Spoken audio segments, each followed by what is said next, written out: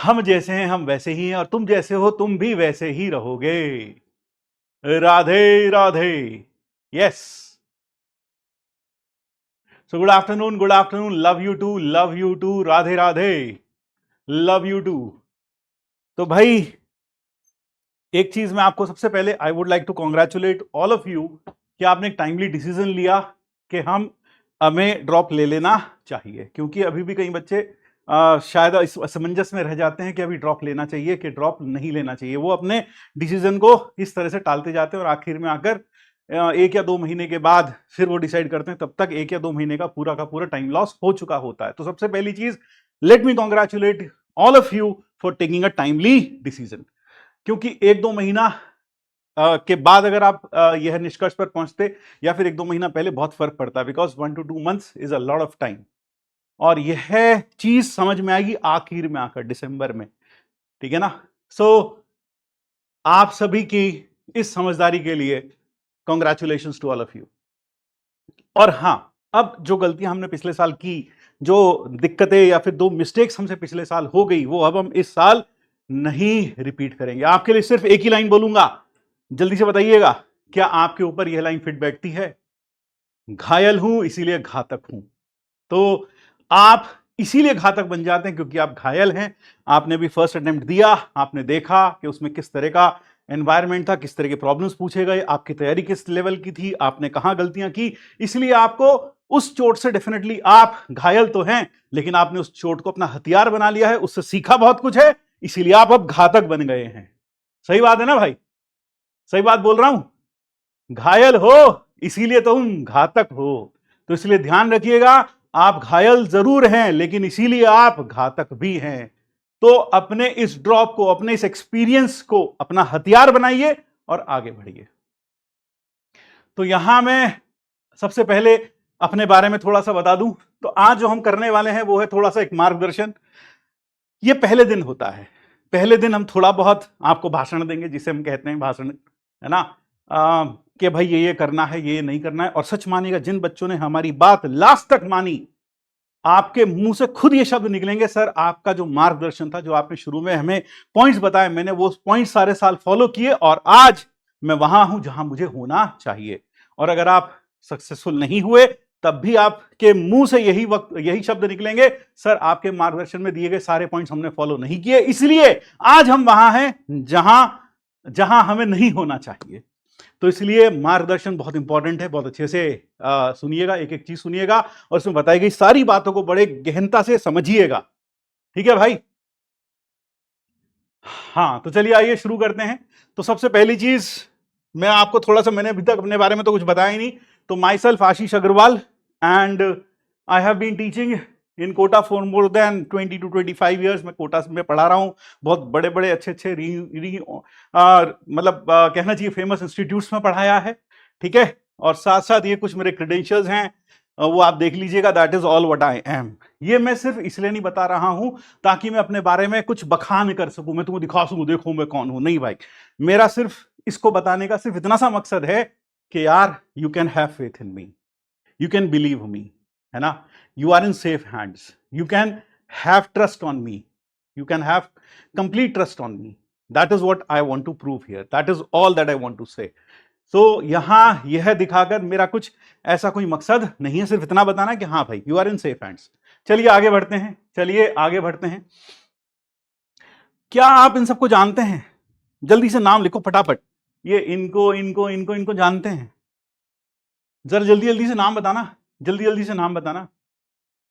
हाँ, वो माइक यार अभी नहीं है, वो माइक भी मंगवाएंगे, वो माइक भी जल्दी आ जाएगा। ये बच्चे कह रहे सर वो वाला माइक कहां गया जो आपका एक ट्रेडिशनल मार्क है, वो माइक कहां गया?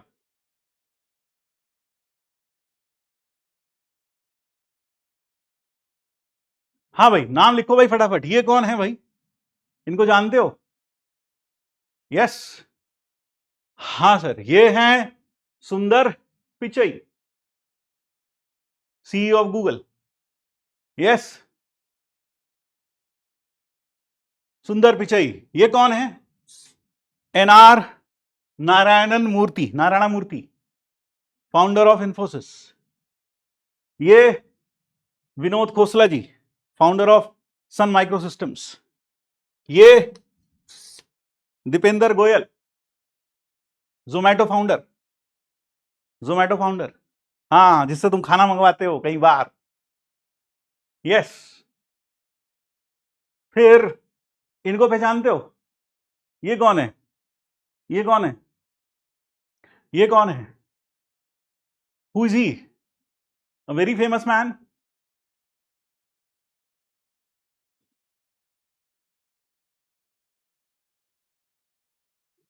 ही is Sachin Bansal and he is the founder of Flipkart. फिर इनको जानते हैं? Manohar Parrikar ji, defence minister, ex defence minister. फिर भाविश अग्रवाल, फाउंडर ऑफ ओला। पंचायत जितेंद्र कुमार। इन सब में क्या कॉमन है? इन सब में क्या कॉमन है? What is common to all of them? इन सब में, हाँ सचिव जी बिल्कुल सही पहचाने हो। इन सब में क्या कॉमन है? इन सब में क्या कॉमन है भाई? हाँ बताओ बताओ बताओ, इन सब में क्या कॉमन है? इन सब में सिर्फ एक ही चीज कॉमन है, and they are all IITians and they have made big in life. ठीक है ना, मैं ये नहीं कह रहा कि जो आईआईटी नहीं जाता वो लाइफ में बड़ा नहीं कर सकता, डेफिनेटली ही और she can, but here are some examples of the people from IIT who have made big in life. They are all IITians. बहुत बड़ी लिस्ट थी, मैं तो कुछ ही चुन के लाया हूं, बहुत बड़ी लिस्ट थी। हमें आईआईटी क्यों जाना है? हमें आईआईटी जाना क्योंकि हम कुछ ऐसा बनना चाहते हैं। हम कुछ ऐसा बनना चाहते हैं। तो क्या आप रेडी हैं कुछ ऐसा बनने के लिए? क्या आप सही में ऐसा चाहते हैं कुछ ऐसा बनने के लिए? जल्दी से कमेंट बॉक्स में लिखो। क्या आप चाहते हैं कि आने वाले समय में कल कोई टीचर, मेरे जैसा आम टीचर कोई पढ़ा रहा हो तो यहां पर आपकी भी एक फोटो लगी हो और वो दुनिया को दिखाई जाए और उसे कहा जाए देखो पहचानो, बच्चों को कहा जाए ये कौन है? क्या आप चाहते हैं ऐसा कभी हो जिंदगी में? अभी ये एक सपना सा लगता है ना? अभी एक सपना सा लगता है ना? है ना? हाँ लगता होगा ना। अभी तो लग रहा हो अरे सर कैसी बात कर, हम कहाँ सर, ऐसा लग रहा होगा तुमको, है ना? इनमें से बहुत सारे लोग ऐसे होंगे जिनको कभी ना कभी ऐसा लगता होगा अपनी जिंदगी में, मैं गारंटी के साथ कह सकता हूं। लेकिन लेकिन वो साहस रखकर, उम्मीद रखकर आगे बढ़ते रहे और उन्होंने वो सब हासिल किया जो शायद आज हमारे लिए सपना है। नहीं? So, do you aspire to be one of them? Yes, we want to be one of them. We will be one of them. We do not just aspire, we will be one of them. So let us start this journey of transforming ourselves. यानी यह है जो journey है, जो पूरा एक साल है, इस पूरा एक साल में हमें अपने आप को ट्रांसफॉर्म करना है। अभी जो हम हैं, इस व्यक्ति को अगर आप गौर से शीशे में देखोगे, अभी जो ये दिखाई दे रहा है आंतरिक रूप से, बाह्य रूप से जैसा दिखाई दे रहा है, हम इसे पूरी तरीके से ट्रांसफॉर्म करने वाले हैं, कम से कम internally. You will be a different man, you will be a different woman, you will be altogether a different boy or a different girl, all together in this 1 year of transformation. So, are you ready to transform yourself from the ordinary to the extraordinary? Yes or no? Yes or no? Yes. बच्चा कह रहा sir डर लग रहा है। अरे डरना किस बात का है? देखो यार, मैं हर पल हर बार यही कह सकता हूं कि शुरू से लेकर अब लास्ट तक मैंने आज तुम्हारा हाथ थाम लिया, तुमने मेरा हाथ थाम लिया, तो अब से लेकर अंत तक मैं तुम्हारा साथ निभाऊंगा, तुम्हारे साथ कंधे से कंधा मिलाकर चलूंगा, तुमसे ज्यादा मेहनत मैं करके दिखाऊंगा। तुम भी कहोगे कहीं ना कहीं, कहने पर विवश हो जाओगे, सर आप तो हमसे ज्यादा मेहनत कर रहे हो, आप तो हमसे ज्यादा लगनशील हो हमारी सक्सेस के लिए। ठीक है, उस हद तक मैं तेरा साथ दूंगा, तो डरने की कोई बात नहीं है, मैं तेरे साथ हूं, आई एम विद यू। तो डर किस बात का? So no fear, no fear when I am here, so no fear. Yes. तो यहां प्रयास जो हमारा 2027 है, मैं सिर्फ ऐसे ही नहीं कह रहा, पिछले साल ये सारे बच्चे भी पढ़ते थे कहीं ना कहीं, आप ही की तरह बैठे थे, आप ही की तरह ये भी पैरा लेक्चर कर रहे थे जैसे आप कर रहे हो, उनमें से कुछ यूट्यूब पर जैसे आप देख रहे हो वो भी देख रहे थे, और आज देखो ये हमारे खुद के प्रयास के बैच के टॉपर्स की लिस्ट है। तो सिर्फ कहने के लिए नहीं कह रहे। कभी तुम्हें लग रहा हो सर तो बस ऐसे ही बोले जा रहे हैं, ऐसी बातें कर रहे हैं, इसका क्या नतीजा, हर कोई ऐसी करता है, हर कोई ऐसे ही करता है, लेकिन नहीं भाई, वी हैव, मैथ्स पढ़ा रहे हैं, we have the proof here, we have the proof, we have the proof here, we have the proof over here. तो इसलिए बिल्कुल भी डरने की बात नहीं है ना। ये सब प्रयास के बच्चे हैं आप ही की तरह, जैसे आज आपने स्टार्टिंग की, इन्होंने भी पिछले साल ऐसे ही स्टार्टिंग की, और ये वहां है जहां इन्हें होना चाहिए। यस, चलिए शुरू करते हैं। तो मार्गदर्शन, कई लोगों ने पिछले साल भी सुना होगा, कई लोग लक्ष्य वाले भी होंगे, कई बहुत सारे बच्चे इसमें, उन्होंने भी पिछले साल का मार्गदर्शन सुना होगा, और वह जानते होंगे उन्होंने कोई ना कोई पॉइंट जरूर मिस किया है, नहीं? यस और नो? कई बच्चे सेकंड ड्रॉपर हैं, बेटा समझ सकता हूं तुम्हारा दर्द, है ना, सेकंड ड्रॉप, लेकिन लेना भी एक बड़ा हिम्मत का काम है। और दूसरा मैं ये कहना चाहूंगा, जो मिस्टेक्स आपने शायद पिछले साल एक्नॉलेज करें, कई ऐसी मिस्टेक्स तो नहीं जो आपने पहले साल भी की और दूसरे साल भी की, अगर आपने ऐसा किया है तो उन मिस्टेक्स को नोट डाउन कर लो, कॉपी में लिख लो, और उन मिस्टेक्स को अब रिपीट मत करना if you are a second dropper, क्योंकि नहीं तो क्या होगा, एक्शंस रिपीट होंगे तो रिजल्ट रिपीट होगा, और शायद कईयों के साथ ये हुआ भी होगा, खासकर जो बच्चे सेकंड ड्रॉप ले रहे हैं उनके साथ डेफिनेटली ऐसा हुआ होगा। लेकिन अपने ऊपर शक मत करना, ठीक है ना। आप सेकंड ड्रॉपर हैं, कोई बात नहीं, हो सकता है आपको ऐसा लगने लगे या दुनिया आपको कहे कुछ नहीं होने वाला। अगर ऐसा होता तो मेडिकल में तो आप देखते हैं बच्चे कितना कितना ड्रॉप लेकर कैसे कैसे क्वालिफाई करते हैं, यूपीएससी में लोग कितने साल ड्रॉप लेकर क्वालिफाई करते हैं। तो अंत में सब कुछ यही मैटर करता है कि आपको आपकी मंजिल मिली या नहीं मिली, क्योंकि जब मंजिल मिल जाती है, जब आपको वो मिल जाता है जो आप पाना चाहते हैं, जिसका सपना देख रहे हैं, फिर कोई ये नहीं पूछता कि तुमने कितने साल का गैप लिया था, 1 साल ड्रॉप लिया था या 12th के तुरंत बाद, कोई नहीं पूछता। हर कोई बस एक ही चीज जानना चाहता है तुमसे, तुमने ये किया कैसे, how did you do it, है ना। लोग दूर दूर से आते हैं, रिश्तेदार आते हैं, पड़ोसी आते हैं बच्चों को लेकर अपने, और भाई कहते हैं भैया से पूछो भैया ने कैसे किया, कैसे तैयारी की, क्या किया भैया ने, तब हर कोई यही पूछेगा। तो इसलिए अपने ऊपर बिल्कुल भी शक मत करें, अपने ऊपर बिल्कुल भी शक मत करें। हाँ, तो कई बच्चे कह रहे हैं सर मैं हार गया, नहीं यार, हार तभी होती है जब इंसान हार मान लेता है। अगर आप हार मान लोगे तो फिर आप हार गए हो, लेकिन अगर आप हार नहीं माने तो कहां हारे हो, you are back in the game, you are still in the game, you are still in the field, you are ready to fight again. तो इसलिए यह मत सोचिएगा कि आप हार गए, ठीक। तो चलिए, पहले तो आज थोड़ा सा यही होगा। सबसे पहले सफलता के 7 नियम देने जा रहा हूं। कितने नियम? 7 नियम। 7 फेरे सबको याद हैं, शादी वाले, है ना, सबको याद है। सबको याद क्या, किसी शादी थोड़ी है सर, हमें तो याद नहीं, हमने तो एक बार भी नहीं जिए वो, हमने तो एक बार भी नहीं सुने वो। हाँ, वो वचन, 7 वचन बाद में सुनना, बाद में सुनोगे लाइफ में। अभी ये सफलता के 7 नियम सुनने जरूरी हैं। अगर आपने नियमों को पूरा साल पालन किया, इन नियमों का, तो मैं गारंटीड कह सकता हूं कि आप सिलेक्ट जरूर होंगे, ठीक है ना। तो क्या वह 7 नियम आप सुनने के लिए तैयार हो? क्या वो 7 वचन देने के लिए आप मुझे तैयार हो? वो 7 नियम फॉलो करने के लिए तैयार हो? तो ये है सफलता के 7 नियम। जैसे 7 वचन होते हैं, इसी तरह यह है 7 नियम, ठीक है।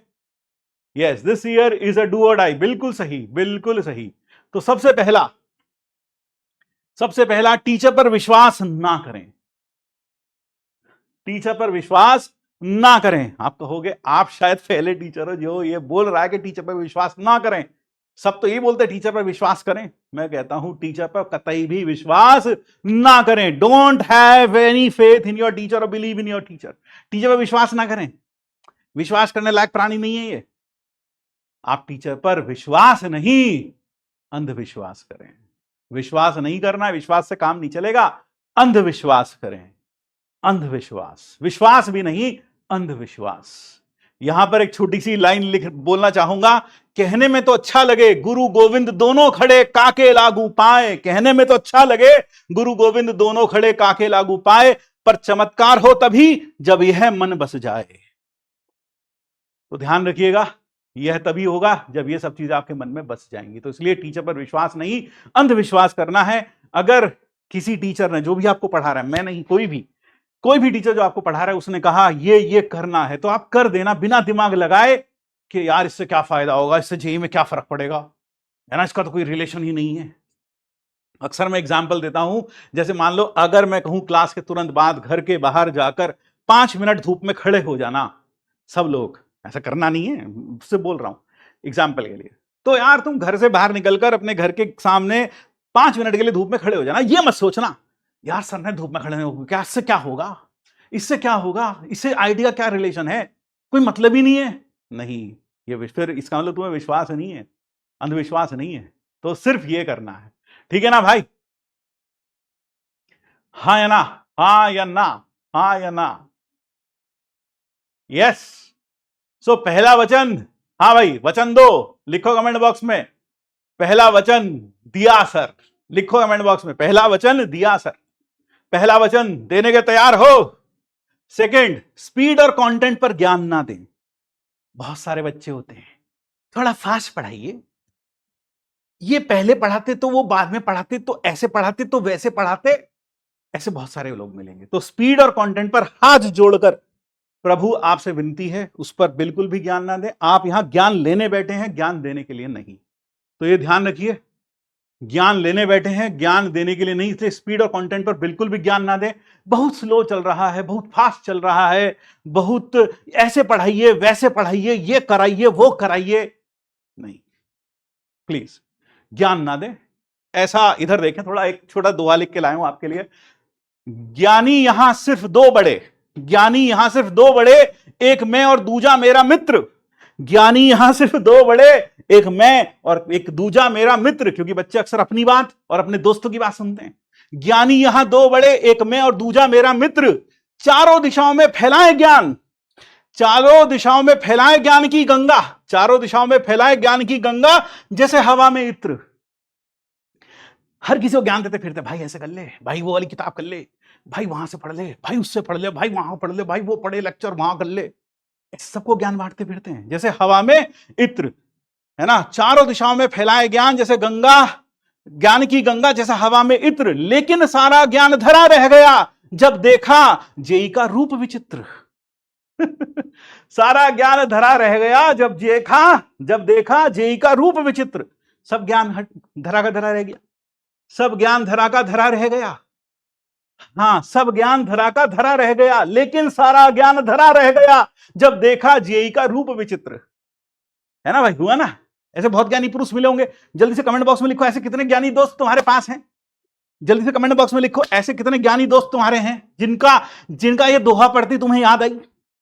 ऐसे कितने ज्ञानी दोस्त है तुम्हारे, जल्दी से बताओ, जल्दी से बताओ एक बार फिर से। ज्ञानी सिर्फ यहां दो बड़े, एक मैं और दूजा मेरा मित्र, चारों दिशाओं में फैलाए ज्ञान की गंगा जैसे हवा में इत्र।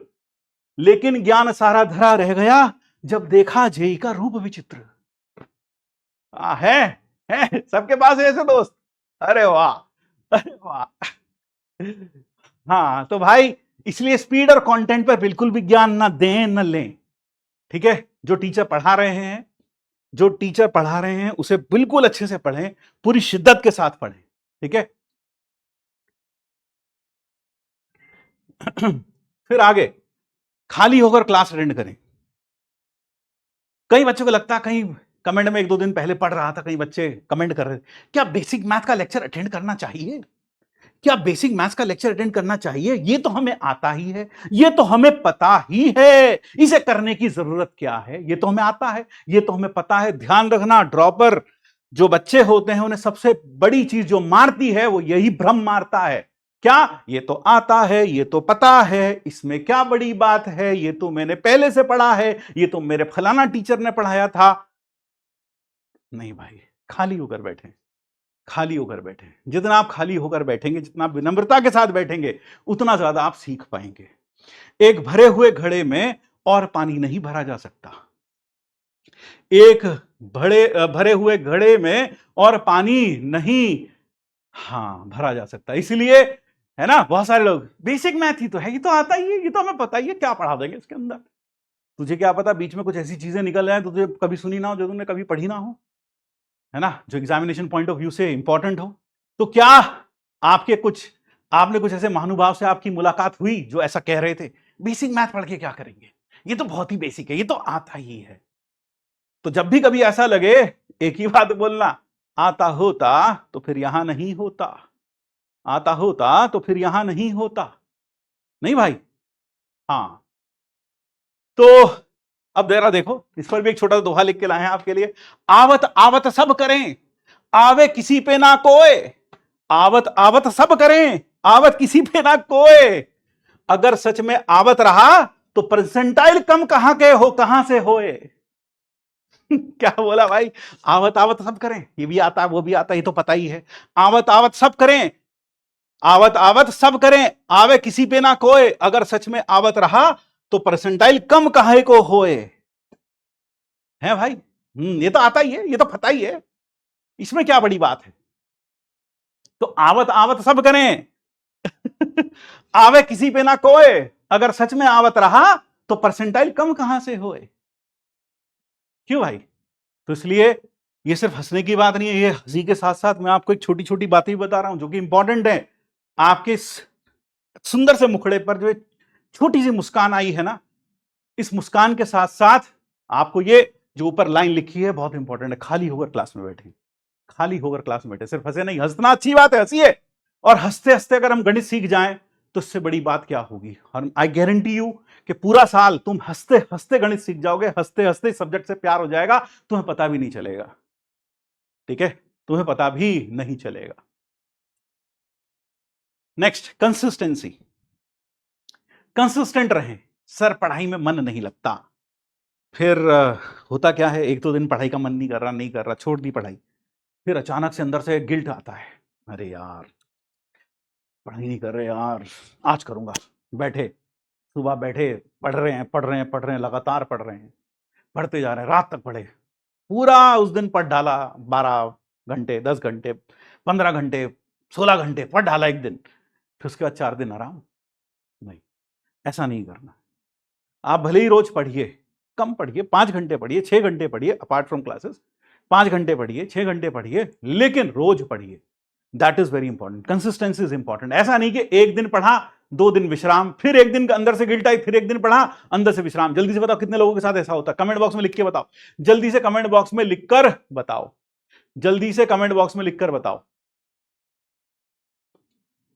जल्दी से कमेंट बॉक्स में लिखकर बताओ, जल्दी से कमेंट बॉक्स में लिखकर बताओ। खरगोश कभी ना बनिए जो चले कुछ दूर फिर करे विश्राम। खरगोश कभी ना बनिए जो चले कुछ दूर फिर करे विश्राम। बनना है तो कछुआ बने जो निरंतर चले सुबह और शाम, सुबह हो या शाम। निरंतरता इंपॉर्टेंट है, निरंतरता इंपॉर्टेंट है। You have to move continuously.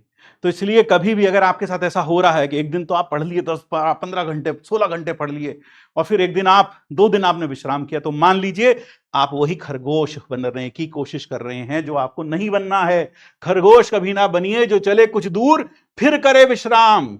बनना है तो कछुआ बने जो निरंतर चले सुबह हो या शाम। ध्यान रखिएगा। क्लियर है बात? चलिए ठीक। और आपको समझ में आएगा कि फिर डोंट बी अ कबाड़ी, बी अ खिलाड़ी। डोंट बी अ कबाड़ी, डोंट बी अ कबाड़ी, बी अ खिलाड़ी। बहुत सारे बच्चे देखे हैं मैंने अपने टीचिंग करियर में, बहुत सारे बच्चे देखे हैं, बहुत सारे बच्चे देखे हैं जो क्या करते हैं, अरे यार टेलीग्राम चैनल पे वो मटेरियल पढ़ा, डाउनलोड कर लो, हाँ, वो वाले पेपर पढ़े, डाउनलोड कर लो, अरे उस टीचर के लेक्चर पढ़े, डाउनलोड कर लो, अरे यार वहां का मटेरियल पढ़ा, डाउनलोड कर लो।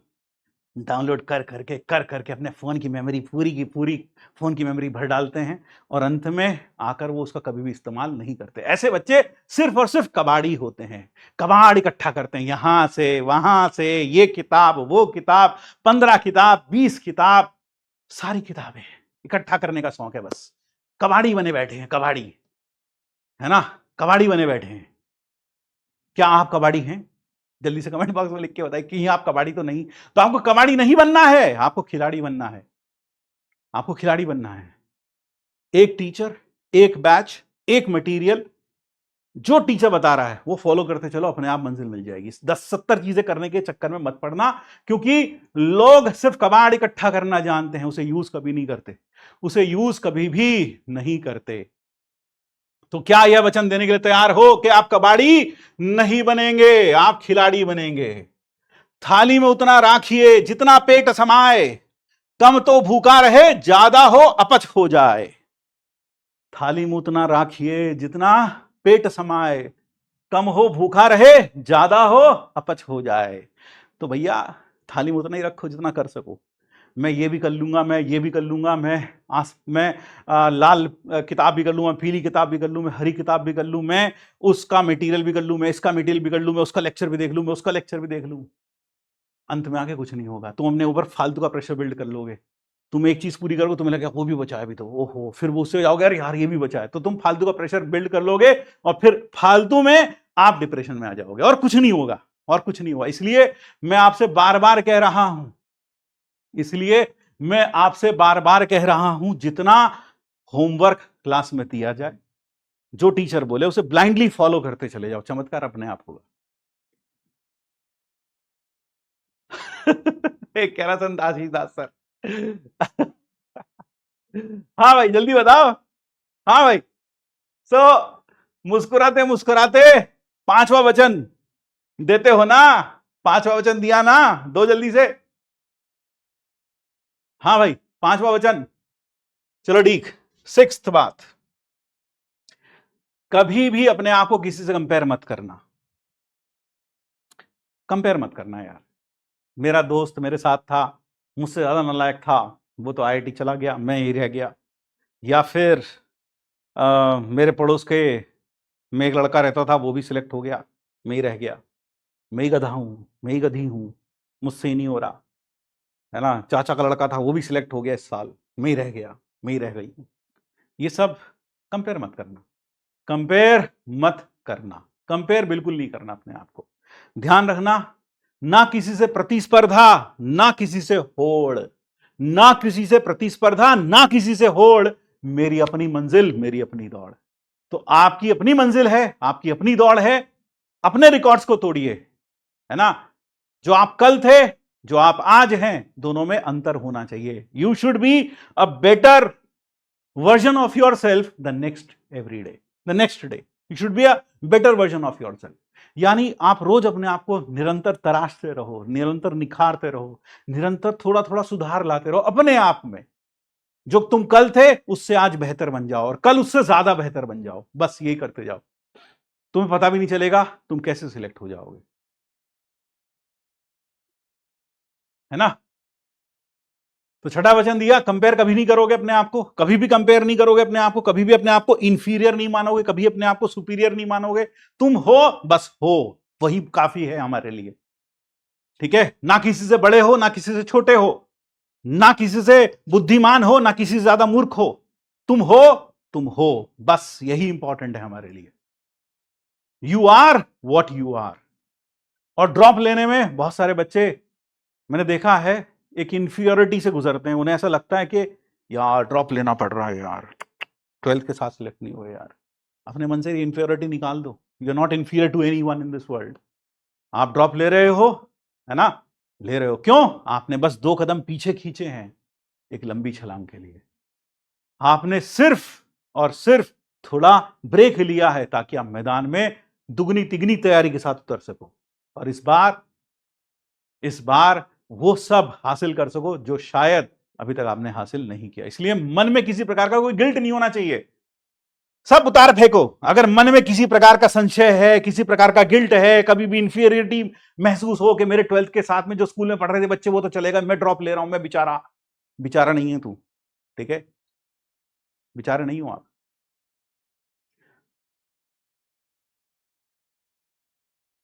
यस,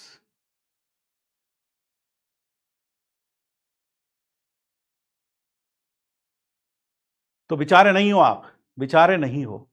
तो अपने मन से ये इंफीरियरिटी निकाल देना, क्योंकि बहुत सारे बच्चों के मन में होती है इंफीरियरिटी। यस, आज तारीख क्या है? 22 अप्रैल। नोट कर लो कॉपी में, 22 अप्रैल है आज, ठीक है। बात करेंगे जब एडवांस में सिलेक्ट हो जाओगे, जब मेंस में 99.9 कुछ परसेंटाइल आएगा, बस तब बात करेंगे आपके साथ में। इस बीच निरंतर पढ़ाई करेंगे, है ना। लास्ट वचन, 7वां वचन, भटकने से बचें, नेगेटिव लोगों से दूर रहें। 7वां वचन, भटकने से बचें। नेगेटिव लोगों से दूर रहें, बहुत इंपॉर्टेंट है, बहुत इंपॉर्टेंट है, ठीक है, बहुत इंपॉर्टेंट है। 7वां वचन बहुत इंपॉर्टेंट है, 7वां वचन। नेगेटिव लोगों से बचें और भटकने से बचें। भटकने से, अरे लोग तो भगवान बदल देते हैं, हम तो इंसान हैं, हम तो टीचर हैं, लोग भगवान बदल देते हैं, है ना। हम तो एक इंस्टीट्यूट हैं, हम तो एक प्लेटफॉर्म हैं, लोग भगवान बदल देते हैं। एक आदमी था, मंदिर गया, गणेश जी के मंदिर जा रहा है, बोले 15-20 दिन से जा रहा हूँ लगातार, भगवान से मन्नत मांगी, पूरी नहीं की पूरी। दूसरा एक आदमी मिला, बोले हनुमान जी ट्राई किए तूने, हनुमान जी ट्राई कर, फर्क पड़ेगा एकदम, फटाफट मन्नत पूरी होती है वहां। बोले ठीक है चलो हनुमान जी के पास चलते हैं। 15 दिन बेचारे ने वहां भी ढोक लगाए। 15 दिन के बाद बोले फर्क तो यहाँ भी नहीं दिख रहा। फिर एक और आदमी मिला, बोले यहाँ नहीं, कभी पीर बाबा के यहाँ गए हो, वहां जाके मथा टेक कर आओ, फिर देखो। वो वहां जाने लगा, तब भी कुछ नहीं हुआ। तो कहने का मतलब है लोग भगवान बदलते रहते हैं, लोग खुद को नहीं बदलते। तो ध्यान रखिए, एक छोटी सी बात बोलने जा रहा हूं, ध्यान रखिएगा। यह गलती मैं जिंदगी भर करता रहा, यह गलती मैं जिंदगी भर करता रहा। धूल चेहरे पर थी और मैं आईना साफ करता रहा, धूल चेहरे पर थी और मैं आईना साफ करता रहा। तो कई लोग आईना ही साफ करते रहते हैं, वो कभी भी अपने आप को नहीं देखते। तो पहली चीज, भटकिए मत। आपको बहुत सारे लोग मिलेंगे, यहां से कर ले, वहां से कर ले, ये कर ले, वो कर ले, ऐसे लोगों की बातों में बिल्कुल मत आना, ठीक है ना। ये ट्राई करके देख, ये करा था उस भैया ने, उसका तो सिलेक्शन हो गया, देख वो रैंक आई भैया की, वो दीदी ने ये सिलेक्ट ये किया था, तू भी ये कर ले। ऐसे बहुत लोग मिलेंगे, ऐसे लोगों से हाथ जोड़ने दूर रहें, ऐसे लोगों से दूर रहें। So stay away from such kind of people. तो stay away from such people, ऐसे लोगों से दूर रहें, ऐसे लोगों से आपको दूर रहना है, ठीक है ना। You have to stay away from such people, ऐसे लोगों से आपको बिल्कुल भी एंटरटेन नहीं करना है। फिर दूसरा, नेगेटिव लोगों से दूर रहें। आपके बहुत सारे दोस्त ऐसे होंगे, अरे यार ड्रॉप ले लिया यार, मुझे नहीं लग रहा, बहुत डर लग रहा है यार, मेरा तो नहीं हो पाएगा यार, बहुत मुश्किल लग रहा है, चैप्टर छोड़ दूं क्या, बहुत मुश्किल लग रहा है, चैप्टर छोड़ दूं क्या, समझ नहीं आ रहा, छोड़ दूं क्या। ऐसे नेगेटिव लोगों से दूर रहें। क्यों? वो खुद तो छोड़ेगा, तुम्हें भी छुड़वा देगा। क्यों? वो तो बेचारा पहली कमजोर दिल का, हिम्मत है ही नहीं उसके अंदर, वो तेरी हिम्मत को भी ले डूबेगा साथ में। वो कहेगा मुझे तो मुश्किल लग रहा है, फिर तू कहेगा हाँ यार मुश्किल तो है, अच्छा तू सारा छोड़ रहा है, चल मैं भी छोड़ देता हूं। तो ऐसे बहुत सारे लोग मिलेंगे जो आपको यहां डीमोटिवेट करेंगे इस तरह से, तुम भी छोड़ देंगे, तुम भी छोड़ दोगे ऐसी चीजों को। तो आपको क्या करना है, आपको यह नहीं होने देना है, यह नहीं होने देना है। You don't have, you don't, ये नहीं होने देना भाई, ठीक है ना भाई। हाँ ये नहीं होने देना है, ये नहीं होने देना। फिर नेगेटिव लोगों से इसलिए दूर रहें, ऐसे दोस्तों से हमेशा दूर रहें। 1 मिनट जरा चैट रुकिए, 1 मिनट रुक जाओ, चैट किसी को बुलाओ, ये चैट रुकी है यहाँ पर।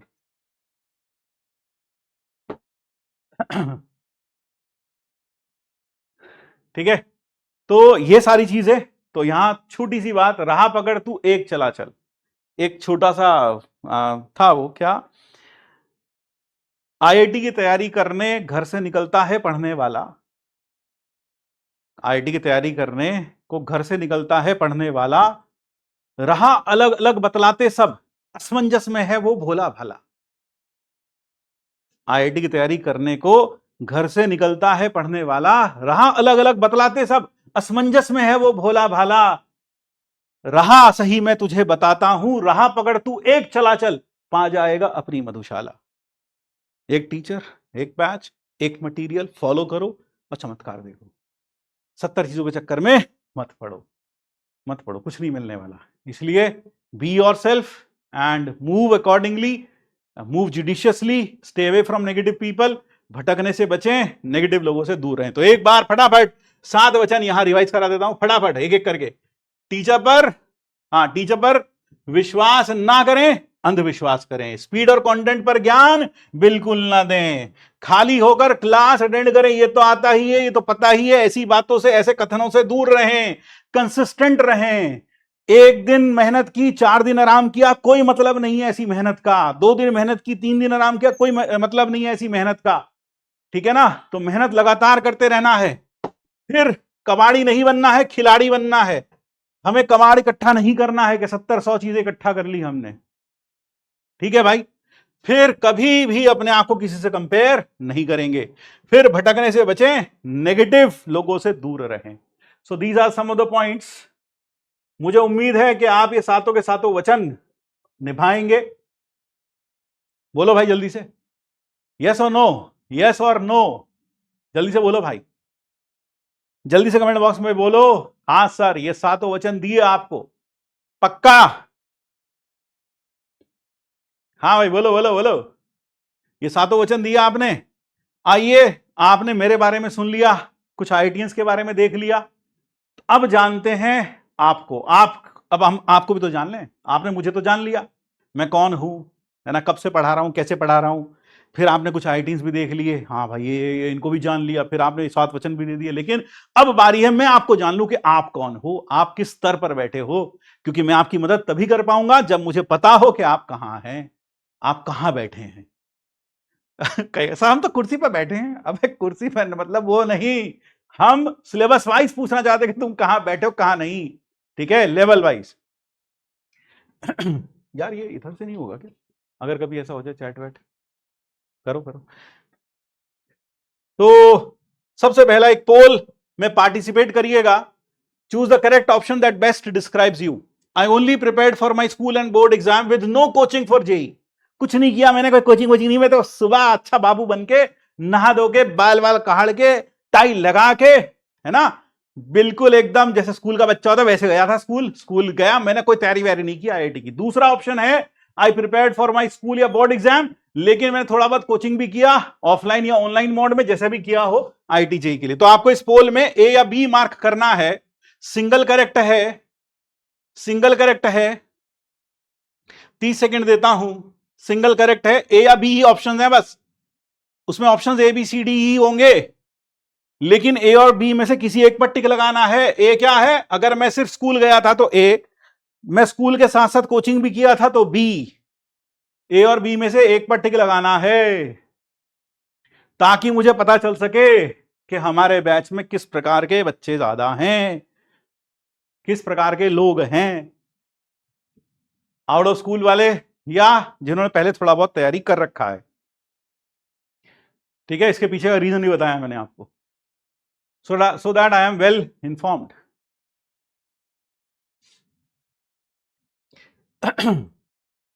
जो सारे दोहे थे ना, बैठ के लिखे तेरे लिए मैंने, एक एक करके, चैट जीपीटी वीपीटी से ना लिखवा, खुद लिखे।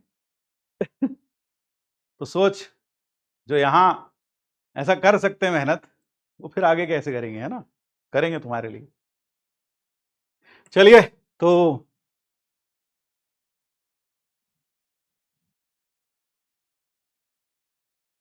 55% लोग कहते हैं कि हमने प्रिपरेशन तो की थी कोचिंग से, और 42% कहते हैं, यहां पर है 42%, लगभग 42.31, 42% यहां है लगभग, और यहां पर लगभग 55% लगभग। तो 42% बच्चे ऐसे हैं जिन्होंने अभी तक कभी जेई का के बारे में कुछ नहीं किया अभी तक। ठीक है, 55% बच्चों ने कुछ कोचिंग की है, थोड़ा बहुत मालूम है। अच्छा चलो, जिन बच्चों को ने कोचिंग की है उनके बारे में जानते हैं। If you took coaching for JEE, ये उन बच्चों के लिए जिन्होंने कोचिंग की है जेई की, है ना, जो फ्रेश आउट ऑफ स्कूल है उसे वो तो छोड़ दो, जो प्रीवियसली कोचिंग करके बैठे हैं ऑनलाइन या ऑफलाइन मोड में। What is your present status? आपको अपना प्रेजेंट स्टेटस बताना है कि भैया I did not study properly, मैंने कुछ खास पढ़ाई नहीं की, टाइम और पैसे दोनों बर्बाद किए। I completed my entire syllabus properly. A और बी में से टिक करना है फिर से जल्दी से। ये खासकर वो बच्चे फिल करें जिन्होंने कोचिंग की है, जो थोड़ा बहुत पढ़ाई की है जिन्होंने। तो यहां पर पता चल जाएगा हमें कि कुल मिलाकर जो दावा करते हैं कि हाँ सर हमने पहले भी पढ़ाई की है, उन्होंने कितना पढ़ रखा है, उन्होंने कितना पढ़ रखा है। तो यहां वो पता चल जाएगा कि उन्होंने कितना पढ़ रखा है, क्योंकि क्लास में अल्टीमेटली 2 सेग्रीगेशन होते हैं, एक तो वो जो फ्रेश आउट ऑफ स्कूल होते हैं, और एक वो जो थोड़ा बहुत कोचिंग लेकर आए हुए होते हैं। तो ये बच्चों बेचारे फ्रेश आउट ऑफ स्कूल होते हैं, इनके मन में एक बात रहती है, अरे यार हमने तो कोई कोचिंग ही नहीं की, ये तो पहले पढ़ के आए हुए, इन्हें तो सब आता है, हमें तो नहीं आता, हमें तो बिल्कुल बेसिक से स्टार्ट करना चाहिए, हमें तो नहीं आता। ये एडवांटेज पे सारे क्वेश्चन इसलिए कर ले रहे हैं क्योंकि इन्होंने पढ़ रखा पहले। तो इस तरह की भावना आपके मन से निकालने का यही एक पोल हम यहां करा रहे हैं। इस पोल के जरिए बहुत कुछ क्लियर होगा। लो भाई, 80% लोग कह रहे हैं भैया कोचिंग तो ली थी हमने, 80% लोग कह रहे हैं कोचिंग तो ली थी हमने लेकिन हमने ढंग से पढ़ाई नहीं की। 18% लोग कह रहे हैं कि भैया हमने ढंग से पढ़ाई की। तो जरा सोच लो, 80% लोग जिन्होंने कोचिंग की उन्होंने ढंग से पढ़ाई नहीं की, यानी कोचिंग ली ना ली बराबर रही, पैसे भी बर्बाद गए और टाइम भी बर्बाद गया। तो इसलिए हम लोग ये समझ सकते हैं, है ना, इसका 80%, इसका 80%, 42 लोग तो यहां हो गए और 80% इसका देख लो, ठीक है ना। तो आप मानेंगे 80 to 85%, 86% लोग ऐसे हैं जो लगभग पहली बार ही एक तरीके से पढ़ रहे हैं, है ना। हाँ, फिर इसके बाद अच्छा, choose the one which best describes you. Theory तो आती है, बस क्वेश्चन नहीं बनते। थ्योरी क्वेश्चन प्रैक्टिस दोनों की ही कमी है, ये भी बताओ, ए और बी। थ्योरी तो आती है, बस क्वेश्चन नहीं बनते। सर थ्योरी क्वेश्चन दोनों की कमी है, दोनों ही पढ़ने हैं तो ढंग से, हमें कुछ नहीं आता है। वो कहते हैं ना, बचपन में कहते थे वो, गाय हमारी माता है हमें कुछ नहीं आता है, वो वाली बात है। सर थ्योरी क्वेश्चन दोनों की ही कमी है, या फिर सर थ्योरी तो पढ़ रखी है हमने, बहुत अच्छे से पढ़ी है थ्योरी, बस क्वेश्चन नहीं बनते, बाकी सब आता है हमको। तो आपको यह थोड़ा बताना है।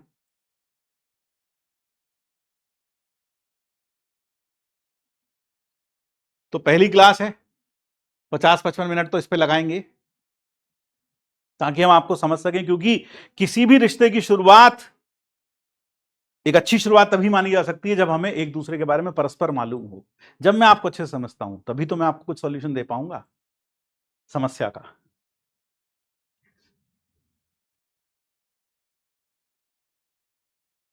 चलो, यहां पर 44% कहते हैं कि क्वेश्चंस, थ्योरी तो आती है क्वेश्चंस नहीं बनते। 54 कहते हैं क्वेश्चन नहीं बनते, दोनों ही नहीं है, 54, ठीक है। हाँ, 54, 44 कहते हैं थ्योरी आती है, चलो अच्छी बात है, थ्योरी आती है। 54% जनता कहती है थ्योरी और क्वेश्चन। तो ध्यान रखिए, लगभग 80% लोग ऐसे हैं जिन्होंने ढंग से पढ़ाई कभी या तो की बिल्कुल भी नहीं की, या फिर की तो नाम मात्र के लिए की। लगभग 80% लोग ऐसे हैं। 18-20% लोग ऐसे हैं जिन्होंने थोड़ा बहुत पढ़ाई ढंग से कर रखी है ना, वो शायद यहीं पर क्वेश्चन नहीं बनते या फिर दोनों की कमी है, उस तरह के लोग यहां पर हैं, ठीक है भाई। नेक्स्ट एक पोल और है, how should the classes B.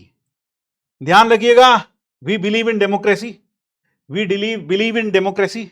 Classes आपके अनुसार for the people, by the people and of the people ही होगी, ठीक है। तो आप कैसा चाहते हैं, कैसी क्लास होनी चाहिए? Start from the basic with a lot of question practice, basic से स्टार्ट करो and reach level of advance, JEE advance and with a lot of question practice. हमें बेसिक तो आता है, आप तो बस क्वेश्चन प्रैक्टिस पे फॉलो करो बस।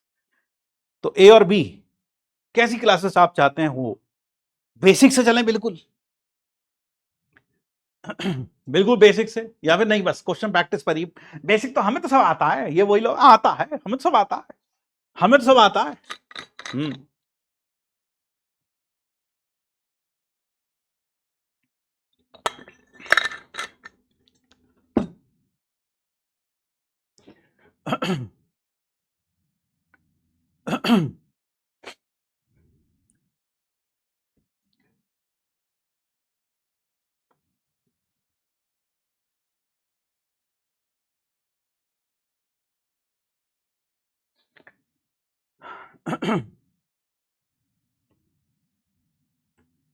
चलिए देखते हैं।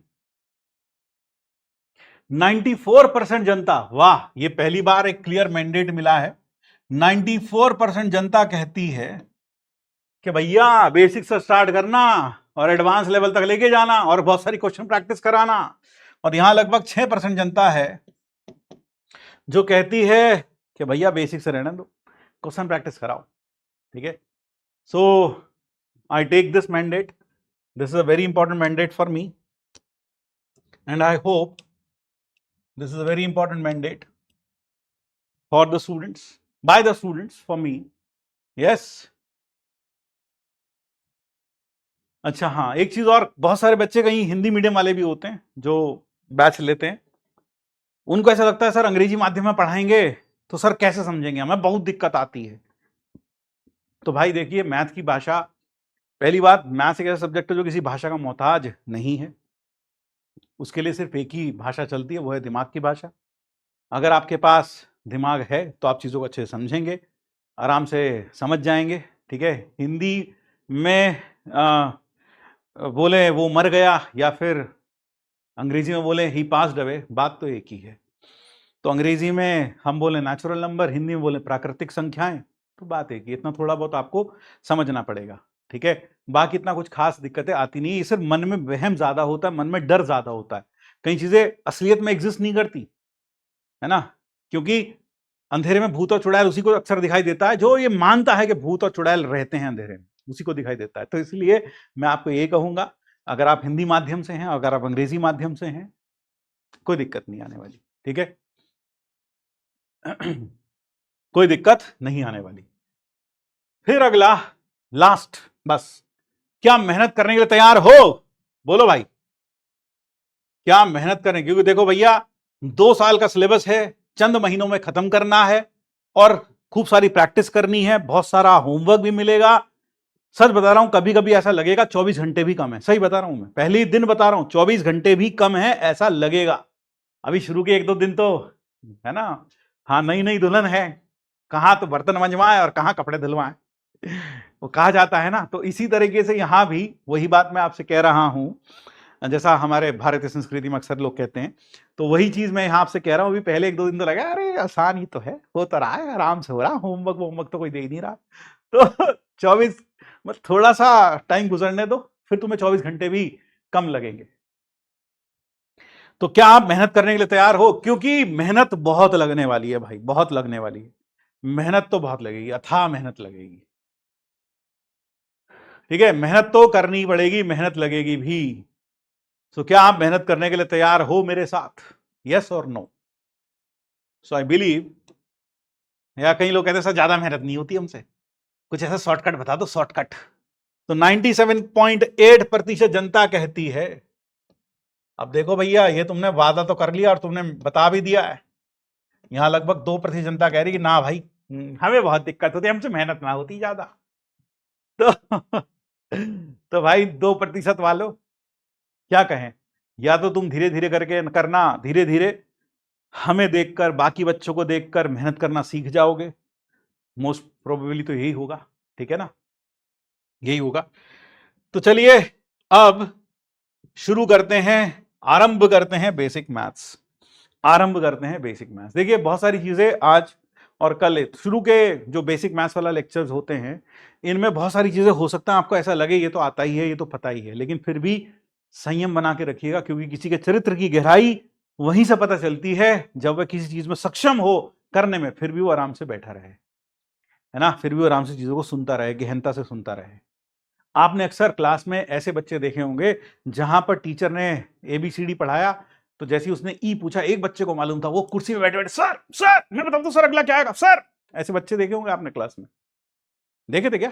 सर, और तुम्हें ई क्या, तुम्हें जेड तक आता है, तुम आराम से बैठे हो, तुम टीचर की बात सुन रहे हो। ऐसे बच्चे होते हैं ना। हाँ, तो जो कुर्सी से बिल्कुल प्रोजेक्टाइल की माफिक टेक ऑफ करने को तैयार रहते हैं, ऐसे होते हैं ना। ठीक, बुक्स और कॉपीज के बारे में बता दूं, बुक्स और कॉपीज के बारे में बता दूं। कॉपी कितनी बनानी है, तो बेसिक मैथ्स आरंभ करेंगे उसके पहले कॉपीज कितनी बनानी, नोटबुक्स, बेसिकली नोटबुक्स। नोटबुक्स में आपको एक नोटबुक तो बनानी है, आपको एक नोटबुक तो बनानी है। सबसे पहली नोटबुक 1 क्लास नोट्स की, क्लास नोट्स, एक तो क्लास नोट्स की बनानी है। फिर दूसरा आपको बनानी है एक कॉपी बनानी है केटी की और टीएच की। केटी के टीएच क्या है? क्लास होमवर्क, जो क्लास में हम होमवर्क देंगे आपको, क्लास होमवर्क की, जो क्लास में कुछ एक्स्ट्रा क्वेश्चंस देंगे पीपीटी में, वो केटीए मतलब खुद ट्राई करो, टीएच मतलब ट्राई एट होम। केटीए और टीएच में अंतर क्या होता है? टीएच ज्यादातर वैसे सवाल होते हैं जो क्लास में करा उससे मिलते जुलते, ताकि क्लास में दिए गए कॉन्सेप्ट्स को आप और अच्छे समझ सकें और प्रैक्टिस के द्वारा। केटीए होते हैं खुद ट्राई करो, अब जो पढ़ा दिया भाई इसके बेसिस पे कुछ क्वेश्चंस खुद ट्राई करो। ठीक है भाई। फिर एक कॉपी आपको बनानी है डीपीपी के लिए, और चौथी आप बनाइए मॉड्यूल, बस मॉड्यूल के लिए। पीडब्ल्यू मॉड्यूल जो है वो आपने अगर अभी ले लें तो ज्यादा अच्छा रहेगा। ठीक है, कोई बुक्स अभी आपको नहीं लेनी है, जैसे जैसे जरूरत पड़ेगी या कुछ जरूरत पड़ती है तो मैं आपको बताऊंगा। अभी आपको कोई पैसे बर्बाद करने की जरूरत नहीं है। जोश में आकर कबाड़ी ना बनिएगा, मैं ये किताब ले लूं, मैं वो किताब ले लूं, मैं यहां से कर लूं। मैं सही बता रहा हूं, आप कितनी किताब कर लोगे? 2 किताब, 3 किताब, 4 किताब, ना जाने कितनी सारी किताबें आपके टीचर्स पहले से यहां पर उस सबका निचोड़ आपको देने वाले हैं, उन सब में चीजें छांट छांट के आपके सामने रखने वाले हैं। तो क्यों अपना टाइम वेस्ट करो, क्यों अपने पैसे वेस्ट करो? तो जैसी जरूरत होगी वो हम आपको बताएंगे, जैसी जरूरत होगी वो हम आपको बताएंगे, इसलिए आप ज्यादा परेशान ना हो। ठीक है भाई। एक चीज और, रफ नोटबुक जरूर रखिएगा। जब क्लास में बैठे, क्लास कैसे करेंगे? क्लास करते वक्त, क्लास के टाइम पे आपके पास 2 बुक्स होनी चाहिए, 2 नोटबुक होनी चाहिए। एक क्लास नोट्स वाली, एक क्लास नोट्स वाली होनी चाहिए, और दूसरी होनी चाहिए एक रफ नोटबुक, एक रफ कॉपी। रफ कॉपी में अगर मान लो मैंने क्लास में भी क्वेश्चन दिया, मैं सॉल्व कर रहा हूं, तो आप वो क्वेश्चन सॉल्व कर सकते हो मेरे साथ, या खुद से सॉल्व कर सकते हो वीडियो को पॉज करके रफ कॉपी में। फिर अगर वो सही हो जाए तो उसका थोड़ा बहुत क्लास नोट्स में, क्लास नोट्स में सब कुछ लिखेंगे। क्लास नोट्स में जो भी थियोरेटिकल पॉइंट्स हैं वो लिखेंगे। क्वेश्चंस अगर मल्टीपल सिंगल करेक्ट हैं तो सिर्फ क्वेश्चन लिख सकते हैं, ऑप्शन छोड़ दें, सॉल्यूशन लिख लें। क्लास के साथ साथ ही क्लास नोट्स बनाने हैं, ऐसा नहीं कि क्लास के बाद आप 3 घंटे 5 घंटे लगा रहे हो। मैंने देखा लोग 3 घंटे लगा रहे हैं क्लास नोट्स बनाने में, क्वेश्चन लिख रहे हैं लाल रंग से, सॉल्यूशन लिख रहे हैं हरे रंग से, हैं इंपॉर्टेंट पॉइंट्स लिख रहे हैं पीले रंग से। भाई इतना कुछ नहीं करना है। ऐसा नहीं है कि आपका क्वेश्चन थोड़े समय के बाद क्वेश्चन से निकलकर क्वेश्चन आपकी नोटबुक से निकलकर गाना गाएगा, है ना, मैं खुद को थोड़ा निखार लूं, थोड़ा सवार लूं, नहीं भाई, सजना है मुझे, नहीं भाई, है ना। नोट्स बनाए, सिंपल बनाए, ऐसे बनाए तो आप, ताकि आपको समझ में आ जाए, बस इतना। उनको ज्यादा लीपा पोती करने की, लिपस्टिक पाउडर लगाने की जरूरत नहीं है, कभी हाईलाइट करते फिरो, कभी लाल रंग से पीले रंग से, भाई ये ना करें। It is a sheer waste of time. ठीक है, it is a sheer waste of time. तो it is a waste of time. बात समझ में आ गई भाई? बात समझ में आ गई? हाँ, कभी बिल्कुल क्वेश्चंस को बिल्कुल एकदम लीपा पोती कर लेते हैं लोग, है ना। हाँ, कि क्वेश्चन ही गाना गाएगा, सजना है मुझे सजना के लिए, ऐसा नहीं होता है। ठीक है, तो क्लास के समय पर ये करें। बहुत सारे बच्चे ये भी करते हैं, क्लास से कुछ 10-20 मिनट पीछे चलते हैं, है ना, क्लास से 10-20 मिनट थोड़ा पीछे चलते हैं, और वो क्या करते हैं, क्लास के साथ साथ क्वेश्चन सॉल्व करते हुए आते हैं, जहां टकते हैं वीडियो पॉज, वीडियो प्ले करके सॉल्यूशन देख लेते हैं। ऐसा भी कई बच्चे करते हैं। कई बच्चे रिकॉर्डेड फॉर्मेट में देखना पसंद करते हैं, कई बच्चे लाइव फॉर्मेट में देखना पसंद करते हैं। ठीक है ना, लेकिन ज्यादा अच्छा मेरे हिसाब से तो लाइव फॉर्मेट, मेरे हिसाब से पर्सनल ओपिनियन है, you may differ from it, कि आप लेक्चर में लाइव करें ज्यादा अच्छा है, क्योंकि कंटिन्यूटी बनी रहती है। सबसे इंपॉर्टेंट बात होती है ऑनलाइन में कंटिन्यूटी की। आज हम जिस तरह से बैठकर क्लास ले रहे हैं, इसी तरह से निरंतर रोज क्लास लेना बहुत इंपॉर्टेंट है। अक्सर घर के माहौल में, जब घर में रहते हैं, हम ऑनलाइन क्लासेस ले रहे होते हैं, हम किसी सोफे पर पड़े होते हैं जिंदा लाश की तरह, या फिर बेड पर उल्टा लेटकर हम क्लास देख रहे होते हैं। क्या आप भी ऐसा कर रहे हैं? अगर आप ऐसा कर रहे हैं तो अपने पांव पर खुद कुल्हाड़ी मार रहे हैं। आप जब भी ऑनलाइन क्लासेस लें तो बिल्कुल ऐसे लें जैसे आप ऑफलाइन क्लासेस लेते हैं। यहां बस इतना है कि मैं आपके सामने भले ही नहीं हूं, लेकिन आपकी मोबाइल स्क्रीन में, आपके लैपटॉप की स्क्रीन में, आपकी कंप्यूटर स्क्रीन में आपके सामने हूं। तो इसलिए ये बिल्कुल भी जिंदा लाश की तरह क्लासेस नहीं लेनी है। टेबल चेयर पर बैठकर क्लासेस लेनी है। टेबल चेयर होना चाहिए जिस पर आप क्लासेस लें। औंधे पढ़कर क्लासेस बिल्कुल भी नहीं लेनी चाहिए। अगर आप ऐसा कर रहे हैं, अगर आप ऐसी हालत में हैं, तो इस हालत से आप किस हालात में पहुंच जाएंगे आपको पता भी नहीं चलेगा, है ना। हाँ, ठीक है भाई।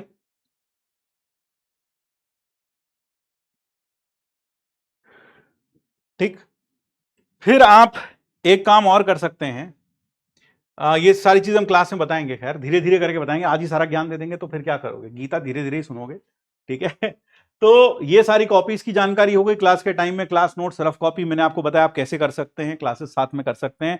और घर में एक चीज और, घर में अगर आपकी मम्मी हैं या आप कोई बड़ी दीदी हैं जो अक्सर बीच में आपको काम के लिए बोलते रहते हैं कि जाके दही ले आ, जाके पनीर ले आ बाजार वाली दुकान से, जाके ये ले आ वो ले आ, उनको बुला लीजिए। हाँ, बुला लो उनको, बुला लो, उनसे भी बात कर लें। हाँ, एक बार बुला लो उनको, क्योंकि ये ये लोग सबसे ज्यादा खलल डालते हैं पढ़ाई में। तुम बैठे क्लास कर रहे हो वहां से, अरे जाके जरा पनीर तो ले आ, जरा कि देख, जरा गेट बंद कर दे, देख बिल्ली आ गई अंदर, देख कुत्ता आ गया अंदर घर में। तो इस तरह के जो बातें होती हैं, एक बार हम उनसे भी बात करना चाहेंगे। तो जितने भी घर में पेरेंट्स हैं, बड़े हैं, तो आप सबको विनम्र निवेदन करना चाहता हूं कि जब ये क्लास लें तो आप प्लीज इन्हें क्लास लेने दें, उस वक्त इन्हें डिस्टर्ब ना करें। उस वक्त ये मान के चलें जैसे ये घर में है ही नहीं, जैसे कि ये पढ़ने के लिए कहीं बाहर गया है या गई है। उस वक्त आप प्लीज इन्हें डिस्टर्ब ना करें, बल्कि उस समय अगर आपसे हो सके तो एक कप चाय ही इसकी टेबल पर रख जाएं, थोड़ा नमकीन रख जाएं। हाँ, तो वो ज्यादा अच्छा रहेगा रादर देन कि आप इसको डिस्टर्ब करें। बस यही छोटी सी विनम्र निवेदन है मेरा आप लोगों से, जितने भी पेरेंट्स हैं, जितने भी बड़े हैं घर में, उन सबसे निवेदन है। क्योंकि बहुत सारे बच्चे घर में रहकर पढ़ाई करते हैं, तो उनके सामने अक्सर ये दिक्कतें आती हैं कि ये काम बता दिया, वो काम बता दिया, तो उनको कंटिन्यूटी टूट जाती है। तो प्लीज ये थोड़ा सा आप ध्यान रखें। ठीक है, हाँ, कितने लोगों के साथ ऐसा होता है, होता तो होगा होता तो होगा। सर आपको कैसे पता, आपने हमारे घर कैमरा लगा रखा है क्या? पता है ना, मैं भी तो वहीं से आया हूँ जहां तुम हो अभी, वहीं से तो मैं भी वहीं था कभी, है ना, स्क्रीन के उस तरफ। और गजब की बात तो ये थी, स्क्रीन भी नहीं थी उस समय।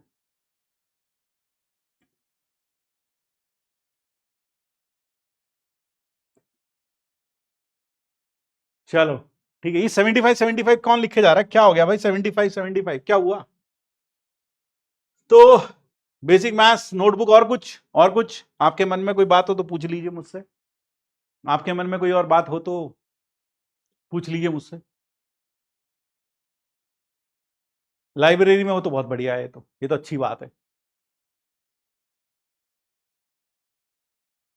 चलिए तो शुरुआत करते हैं। देखिए बहुत सारी चीज, पीवाईक्यूज, पीवाईक्यूज आपको, हाँ पीवाईक्यूज आपको मॉड्यूल में ही मिल जाएंगे, सारे के सारे पीवाईक्यूज मॉड्यूल में हैं। डेडिकेटेड एक्सरसाइजेज हैं मॉड्यूल में पीवाईक्यूज की, जेई मेंस की भी और जेई एडवांस की भी। और बहुत सारे पीवाईक्यूज तो हम क्लास में भी कर लेंगे और होमवर्क में भी दे देंगे, है ना, होमवर्क में भी दे देंगे, ध्यान रखिएगा। तो आपको इसलिए देखो फिर से वही, अब आ गया ना, पीवाईक्यूज कैसे करें, कहां से पढ़ने हैं।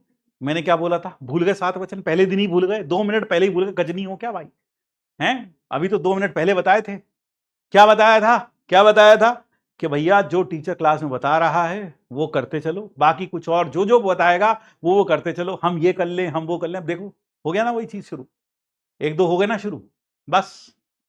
है, वचन कहा के दे दी, कहा के वचन दिए तुमने फिर?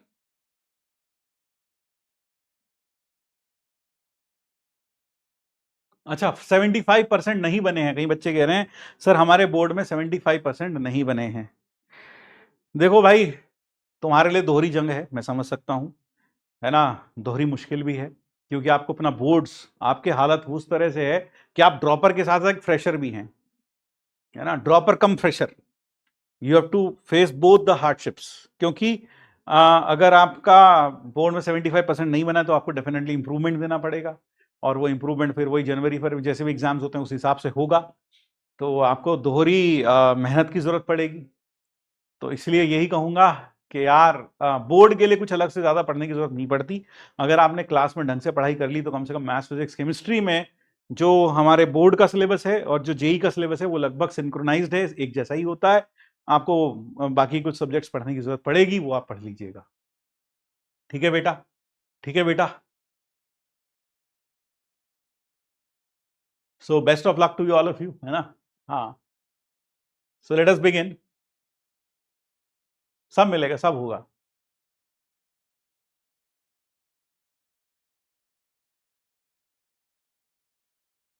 क्वेश्चन नंबरिंग देखो यार, एक चीज और, कई बच्चे कहते हैं सर क्वेश्चन नंबरिंग दे दिया करो। देखो कई बार होता क्या है कि मान लो मैं 10 सवाल लेकर आ पाया, और 10 सवाल में भी क्या होता है, कई बार मैं ऑर्डर चेंज करता हूँ क्लास को देखते हुए, कि ये वाला क्वेश्चन पहले ले लेता हूं, अब ये वाला क्वेश्चन ले लेता हूं, क्लास का माहौल को देखते हुए। तो इसलिए नंबरिंग करना कई बार पॉसिबल नहीं होता है। कई बच्चे कहते हैं सर क्वेश्चन की नंबरिंग कर दें, तो इस तरह से नंबरिंग करना कई बार पॉसिबल नहीं होता, क्योंकि हम क्वेश्चंस को ऊपर नीचे भी करते हैं। फिर कई बार हम 10 लेकर आए और हो पाए 8 ही, तो फिर गड़बड़ हो जाती है ना। तो इसलिए थोड़ा सा नंबरिंग करना मुश्किल होता है। ठीक है भाई, ठीक।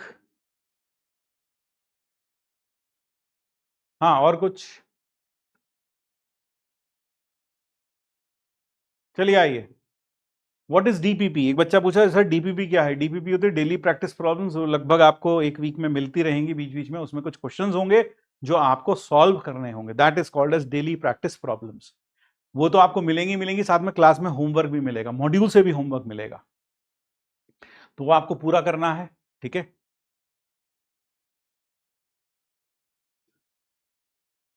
हम्म,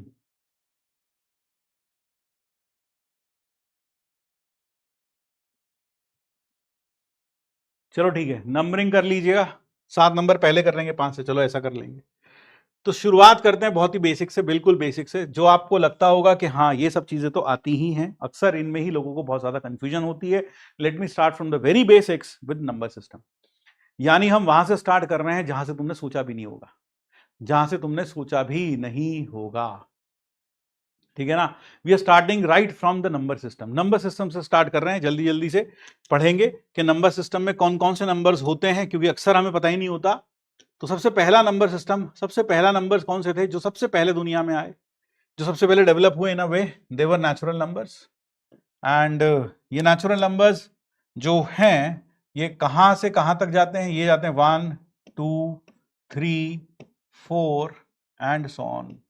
तो ये सारे के सारे नंबर्स किस में आते हैं? नेचुरल नंबर्स में आते हैं। फिर अगला जो सेट है वो है सेट ऑफ होल नंबर्स। और ये जो मैंने इसका सर्कल बनाया उसके बाहर बनाया, ऐसा क्यों? इनको डब्ल्यू से डिनोट करते हैं। और ये हो जाता है, इसमें जीरो आ जाता है नेचुरल नंबर्स के अलावा, यानी यहां 0 1 2 3 टाइप के सारे नंबर्स आ जाते हैं। तो नेचुरल नंबर्स, फिर आते हैं होल नंबर्स।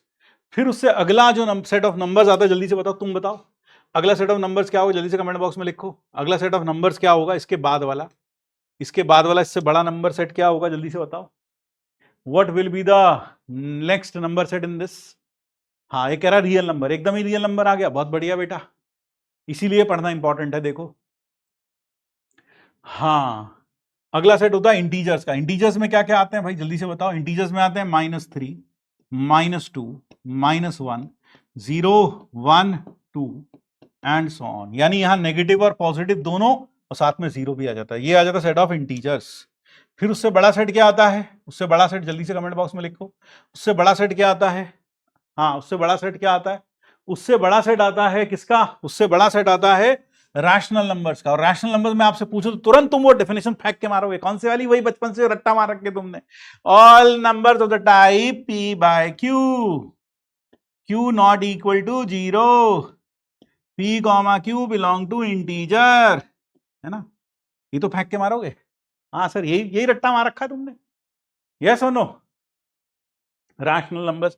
अच्छा, रैशनल नंबर्स, ये जो डायग्राम है ये क्या दिखाता है? ये दिखाता है हर नेचुरल नंबर होल नंबर है, और हर होल नंबर इंटीजर है, और हर इंटीजर रैशनल है। ये इस छोटे गोले के अंदर बड़ा गोला है, इसका मतलब क्या हुआ? इस बड़े गोले के अंदर छोटा गोला, इसका मतलब क्या हुआ? Every natural number is a whole number, and every whole number is an integer, and every integer is a rational number. हर इंटीजर एक रैशनल नंबर है। तो अगर आपसे पूछा जाए 5 एक रैशनल नंबर है क्या? 5 एक रैशनल नंबर है क्या? हाँ, 5 एक रैशनल नंबर है, क्योंकि 5 को हम लिख सकते हैं 5/1, दो इंटीजर्स का रेशियो। क्या 7 एक इंटीजर है? क्या 7 एक रैशनल नंबर है? हाँ है, क्योंकि 7 को लिख सकते हैं 7/1। जो भी रैशनल नंबर होते हैं वह डेसिमल फॉर्मेट में दो तरीके के होते हैं। किसी को मालूम है? बताओ जल्दी से। रैशनल नंबर्स को जब हम डेसिमल में कन्वर्ट करते हैं तो वो दो तरीके के नंबर्स होते हैं। कौन से नंबर्स होते हैं? जल्दी से बताओ। जल्दी से बताओ कौन से नंबर्स होते हैं? हाँ, एक तो होता है टर्मिनेटिंग डेसिमल्स, टर्मिनेटिंग डेसिमल्स, और दूसरे जो होते हैं वो होते हैं रिपीटिंग या रेकरिंग, रिपीटिंग या रेकरिंग, रिपीटिंग या रेकरिंग। अब दोनों क्या हैं? रिपीटिंग या रेकरिंग डेसिमल्स। टर्मिनेटिंग डेसिमल्स क्या होते हैं? टर्मिनेटिंग डेसिमल्स का मतलब होता है टर्मिनेटिंग। एक मूवी आई थी जिसका नाम था टर्मिनेटर। टर्मिनेटर का मतलब होता है विनाशक, यानी ऐसे डेसिमल्स जो खत्म हो जाएं। Decimal which ends after a certain point, जो खत्म हो जाए, which ends after a certain point, that is called as terminating decimal, which end after a point. After a certain extent, जो एंड हो जाए कुछ समय चलने के बाद। इसमें मान लो जो ये नंबर्स है पी बाई क्यू फॉर्म के होंगे, ऑब्वियस सी बात है। यहां पर ये लोएस्ट फॉर्म में होना चाहिए। किस फॉर्म में होना चाहिए? लोएस्ट फॉर्म में। लोएस्ट फॉर्म का मतलब इनमें कोई कॉमन फैक्टर नहीं, ऊपर नीचे काट पीट लो जितना कट पीट सकता है। लोएस्ट फॉर्म में अगर ये हैं तो कोई डेसिमल रेकरिंग टर्मिनेटिंग कब होगा? लोएस्ट फॉर्म इज टर्मिनेटिंग कब? अगर is terminating if, only if Q जो हो वो 2 की पावर अल्फा इंटू 5 की पावर बीटा फॉर्म का हो, जहां अल्फा और बीटा दोनों होल नंबर्स हैं। अगर कोई भी, कैसे पहचानोगे कोई डेसिमल टर्मिनेटिंग है या नहीं है, कोई भी फ्रैक्शन टर्मिनेटिंग है या नहीं है? वो तब पहचानोगे जब जो डिनोमिनेटर है उसमें सिर्फ 2 या और 5 के ही फैक्टर्स आते हों, तभी वह टर्मिनेटिंग कहलाएगा। जैसे उदाहरण के तौर पर अगर मैं कहूं 15/32, ये टर्मिनेटिंग होगा कि नहीं होगा? जल्दी से बताओ। 15/32 टर्मिनेटिंग होगा कि नहीं होगा? थोड़े समय के बाद बंद हो जाएगा। हाँ, थोड़े समय के बाद बंद हो जाएगा, थोड़े समय के बाद बंद हो जाएगा। जैसे कि अगर मैं कहूं 7/4, ये टर्मिनेटिंग है।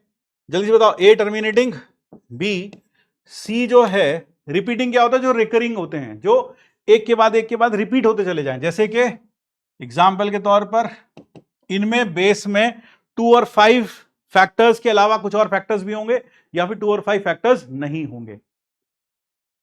तो पहला टर्मिनेटिंग है, यस, ये टर्मिनेटिंग है। टर्मिनेटिंग, ये भी टर्मिनेटिंग है। अगर मैं कहूं 7/19, ये टर्मिनेटिंग है क्या? 7/19, 7/19 टर्मिनेटिंग है क्या? 7/19 टर्मिनेटिंग है क्या? सी वाला बताओ, सी टर्मिनेटिंग और नॉट? ऐसे लिखो कमेंट बॉक्स में, सी नॉट टर्मिनेटिंग या सी टर्मिनेटिंग। हाँ, सी वाला टर्मिनेटिंग है क्या? अगर मैं डी पूछूं तुमसे, जैसे मान लो मैंने दिया 3 या फिर मान लो हम ले लेते हैं 6/30,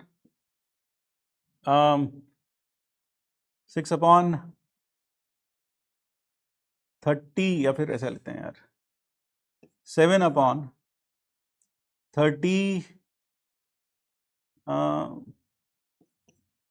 491, ऐसा ले लिया हमने 491। क्या ये टर्मिनेटिंग होगा? डी। सी वाला टर्मिनेटिंग नहीं होगा, नॉट टर्मिनेटिंग, बल्कि कैसा होगा? रेकरिंग होगा। ये रेकरिंग होगा। और ये वाला भी कैसा होगा? ये वाला भी रेकरिंग होगा। दोनों के दोनों रेकरिंग होंगे। Both of them will be recurring. क्या बात समझ में? रेकरिंग क्यों है ये? क्योंकि इनके डिनोमिनेटर में उनके अलावा, आप देख सकते हैं 2 और 5 के अलावा और भी फैक्टर्स आ रहे हैं। So is it clear to all of you? क्या यह बात सबको समझ में आई या नहीं आई? हाँ भाई बोलो, हाँ भाई बोलो, क्या यह बात सबको समझ में आई या नहीं आई? यस, नॉट टर्मिनेटिंग, बिल्कुल सही। तो आपको समझ में आ गया रेकरिंग होंगे। अब ये समझ में आ गया।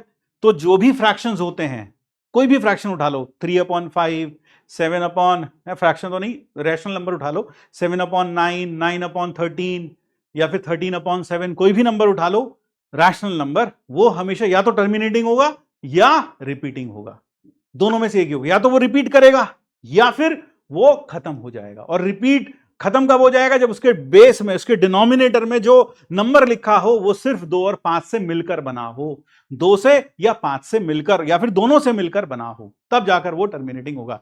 समझ में आया या नहीं आया? हाँ, टर्मिनेटिंग का मतलब समझ में आ गया, जो खत्म हो जाए। जैसे कि यहां पर टर्मिनेटिंग का मतलब अगर आप इसे डिवाइड करोगे 7/4, ये कितना आ जाएगा? 4 1 4, फिर बचेगा कितना? 30, 4 7 28, 1.75, खत्म हो गया। ये कैसा हो गया? टर्मिनेटिंग डेसिमल हो गया। 15/32, अगर आप 15/32 करोगे ये भी खत्म हो जाएगा। जल्दी से बताओ कितना आता है, जल्दी से बताओ कितना आता है? 15 डिवाइडेड बाय 32 कितना आ जाएगा? ये आएगा 0.468 0.46875, खत्म हो गया। तो टर्मिनेटिंग वाला जो खत्म हो जाए। बात समझ में आ गई? हाँ, बात समझ में आ गई। फिर रेकरिंग जो रिपीट करते रहें, रेकरिंग जो रिपीट करते रहें, खत्म ना हो। जैसे कि 7/19 मैंने बोला, 7/19 ले लो, तो ये भी उठपटांग आता चला जाएगा, रिपीट करेगा थोड़े समय के बाद, आगे चलकर कहीं रिपीट करेगा, वो आप फिर देखना, ठीक है ना? हाँ, सो दीज आर, बात समझ में आ गई, ये क्लियर हो गया। असल में क्या है, देखो इसके पीछे का लॉजिक क्या है, लॉजिक भी समझ लो। जैसे मान लो एक नंबर है 5 मान लो मैं कह दूं 7/20, 7/20, 7/20 या फिर 5/25, 7/50 कह दूं मैं एक नंबर। ये रेकरिंग होगा या नहीं होगा? ये रेकरिंग होगा। क्यों रेकरिंग होगा? देखो उसके लिए कारण क्या है, कारण समझो। ऐसा क्यों होता है? रेकरिंग होगा या टर्मिनेटिंग हो? सर ये होगा टर्मिनेटिंग, ये होगा टर्मिनेटिंग। टर्मिनेटिंग क्यों होगा? उसका कारण समझो। उसका कारण ये है, देखो 7 नीचे 5 का फैक्टर है, 5 का स्क्वायर है और यहां 2 है। अब जरा समझो, अगर मैं ऊपर नीचे, जरा समझने की कोशिश करना, 5 × 5 × 2 है।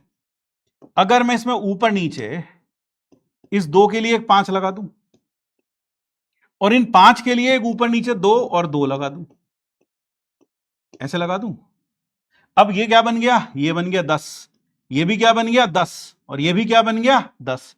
ऊपर बन गया 7 × 5 × 2 × 2 और नीचे बन गया 10 की पावर 3, नीचे बन गया 10 की पावर 3। तो अब क्या होगा? सीधा सीधा डेसिमल लग जाएगा, इसलिए डेसिमल खत्म हो जाते हैं, क्योंकि 5 और 2 होने से हमारे पास स्कोप रहता है 10 बनाने का। तो इसीलिए जब डिनोमिनेटर में 5 और 2 के फैक्टर होते हैं, हम उसमें 10 बना पाते हैं, और 10 बना पाते हैं तो डेसिमल लगाते हैं। हमने बचपन में सीखा है। ये कितना हुआ? 70, 140, 140/10 की पावर 3, क्या आ गया? 0.14, 0.14, क्या आ गया? 0.14 आ गया। बात समझ में आई? बात क्लियर हो गई? बात समझ में आ गई? क्लियर हो गया? क्या ये बात समझ में आ गई? जल्दी से कमेंट बॉक्स में लिखो यस सर, क्लियर, क्लियर लिखो, CLR लिख दो भाई अगर समझ में आया तो। क्लियर लिख दो जल्दी से कमेंट बॉक्स में अभी तक। Got it? Got it? बात समझ में आई? ऐसा क्यों होता है? जबकि जब नीचे 2 और 5 का फैक्टर नहीं होता तो हमारे पास 10 बनाने की संभावना खत्म हो जाती है, इसलिए वहां पर वो डेसिमल चलता चला जाता है। ठीक है, चलो। अब कई बच्चे पाई पाई कर रहे थे, पाई पाई की बात, पाई पाई का हिसाब होगा, चिंता मत करो। अब मान लो तुम इमेजिन करो एक अंधेरी रात, उसमें तुम जंगल में जा रहे हो, जंगल में, जंगल है आधी रात है, हाँ, तुम जा रहे हो, उसमें गाना बज रहा है पूरा दिमाग में, हाँ, जंगल है आधी रात है, लगने लगा है डर, हाँ, डर लग रहा है। अचानक अचानक से तुम जा रहे हो सुनसान जंगल में, एक चुड़ैल ने तुम्हें पकड़ लिया पीछे से, तुमने पीछे मुड़ के देखा, ओ भाई, रोंगटे खड़े हो गए, तुम्हें लग रहा अब क्या करें। तुमने कहा आंटी आंटी हमें जाने दो आंटी, आंटी हमें जाने दो, हमें जेई की तैयारी करनी है आंटी, हमें जेई क्रैक करना है आंटी, हमें जाने दो आंटी। तो उसने कहा मैं तुझे नहीं जाने दूंगी, मैं तुझे मार के, बहुत दिन से भूखी हूं, मैं तुझे मार के खाऊंगी। फिर तूने दिमाग लड़ाया, तूने कहा आंटी मरने से पहले एक अंतिम इच्छा तो भगवान की पूरी करते हैं, आप तो फिर भी चुड़ैल हैं, तो एक अंतिम इच्छा हमारी पूरी कर दीजिए। बोले क्या? बोले आप √2 की एग्जैक्ट वैल्यू लास्ट तक निकाल दीजिए, जितनी निकल सकती है एग्जैक्ट वैल्यू निकालिए, एग्जैक्ट वैल्यू निकालिए, बस इतना करके आप बता दीजिए, फिर आप मुझे मार देना। तो सच मानो तुमने अपने लिए चुड़ैल से छुटकारा पा लिया, क्योंकि कुछ डेसिमल्स इतने दुष्ट होते हैं, ना तो वो खत्म होते हैं और ना ही रिपीट करते हैं। ना तो खत्म होंगे, खत्म भी नहीं होने वाले, और ना रिपीट करेंगे, ऊट पटांग आता चला जाएगा, ऊट पटांग आता चला जाएगा।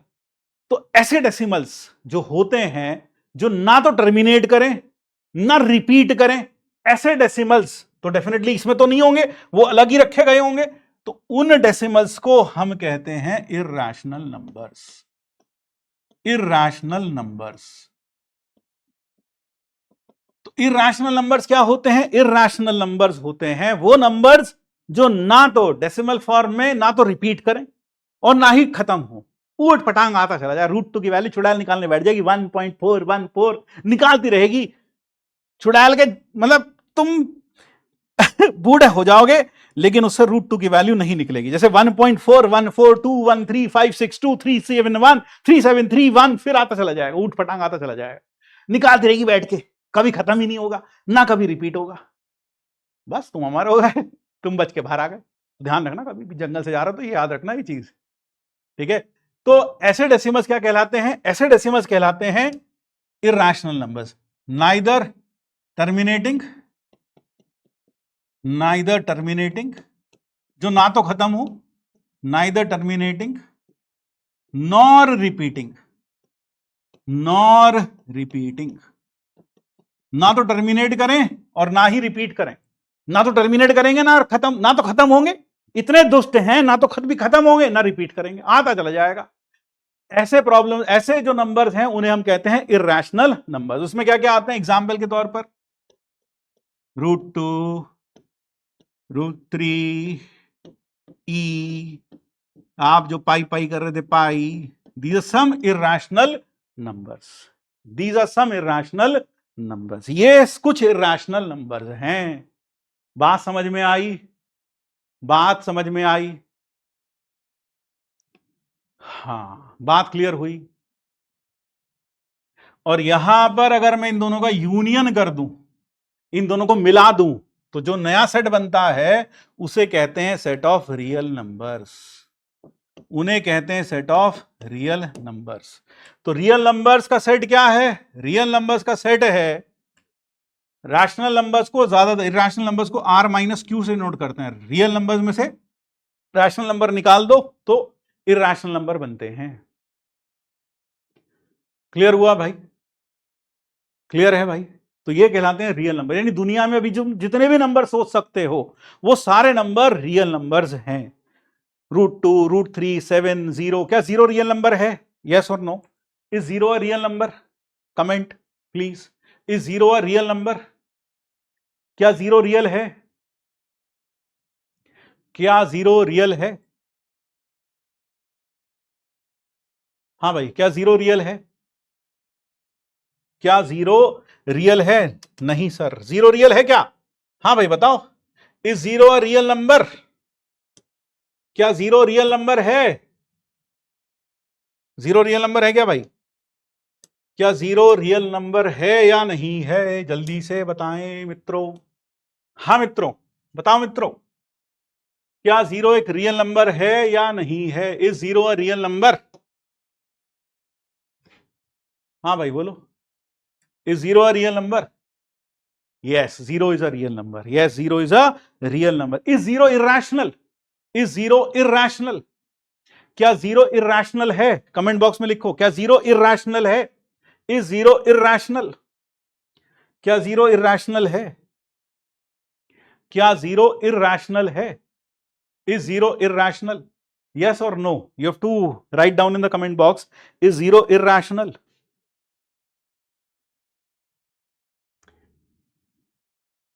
क्या 0 irrational नंबर है? 0. Is 0 an irrational number? No, 0 is not an irrational number. 0 is not an irrational number, है ना? 0 irrational नंबर नहीं है। फिर उसके बाद इससे बड़ा जो सेट होता है वो आता है set of complex numbers. Complex numbers इससे बड़ा सेट है, यानी every real number is a complex number. Every real number is a complex number. Complex number क्या होते हैं? कॉम्प्लेक्स नंबर रियल नंबर्स का सुपर सेट होता है, उससे बड़े सेट होते हैं, यानी सारे रियल नंबर कॉम्प्लेक्स नंबर्स हैं। जैसे every natural number is whole number, every whole number is integer, every integer is rational number, rational and irrational मिलाकर बनते हैं रियल नंबर। फिर इससे बड़ा सेट है किसका? Set of complex numbers. Set of complex numbers. Set of complex numbers, set of complex numbers square root of -1 को हम स्क्वायर रूट ऑफ -1 को आयोटा से डिनोट करते हैं। आपको पता है जितने भी रियल नंबर्स हैं उन्हें किस पर डिनोट करते हैं? जल्दी से बताओ कमेंट बॉक्स में। रियल नंबर्स को किस पर डिनोट करते हैं? एक लाइन पर, जिसे हम कहते हैं नंबर लाइन या रियल लाइन। और इसके एक अंत की तरफ होता है इंफिनिटी, ये चलता जाता है, और एक तरफ होता है माइनस इंफिनिटी, और यहीं पर सारे रियल नंबर्स प्लॉट हो जाते हैं। यहां पर एक भी इंच भर, तिल भर भी जगह नहीं है खाली, सब भरा हुआ है, सब भरा हुआ है। ये पूरा इंच इंच, मिलीमीटर मिलीमीटर सब भरा हुआ है। कुछ भी जगह इस नंबर लाइन पर खाली नहीं है। आप कहीं पर भी कोई भी मार्क उठाएंगे उसके कॉरेस्पॉन्डिंग कोई ना कोई रियल नंबर मिलेगा नंबर लाइन पर, है ना? All the real numbers are represented on a number line. Number line पर सारे रियल नंबर्स को रिप्रेजेंट करते हैं। So represent all the real numbers on the number line, where 0 is the central point and the positive integers lie to one side and the negative integers lie on the other side. So that is how the number line is.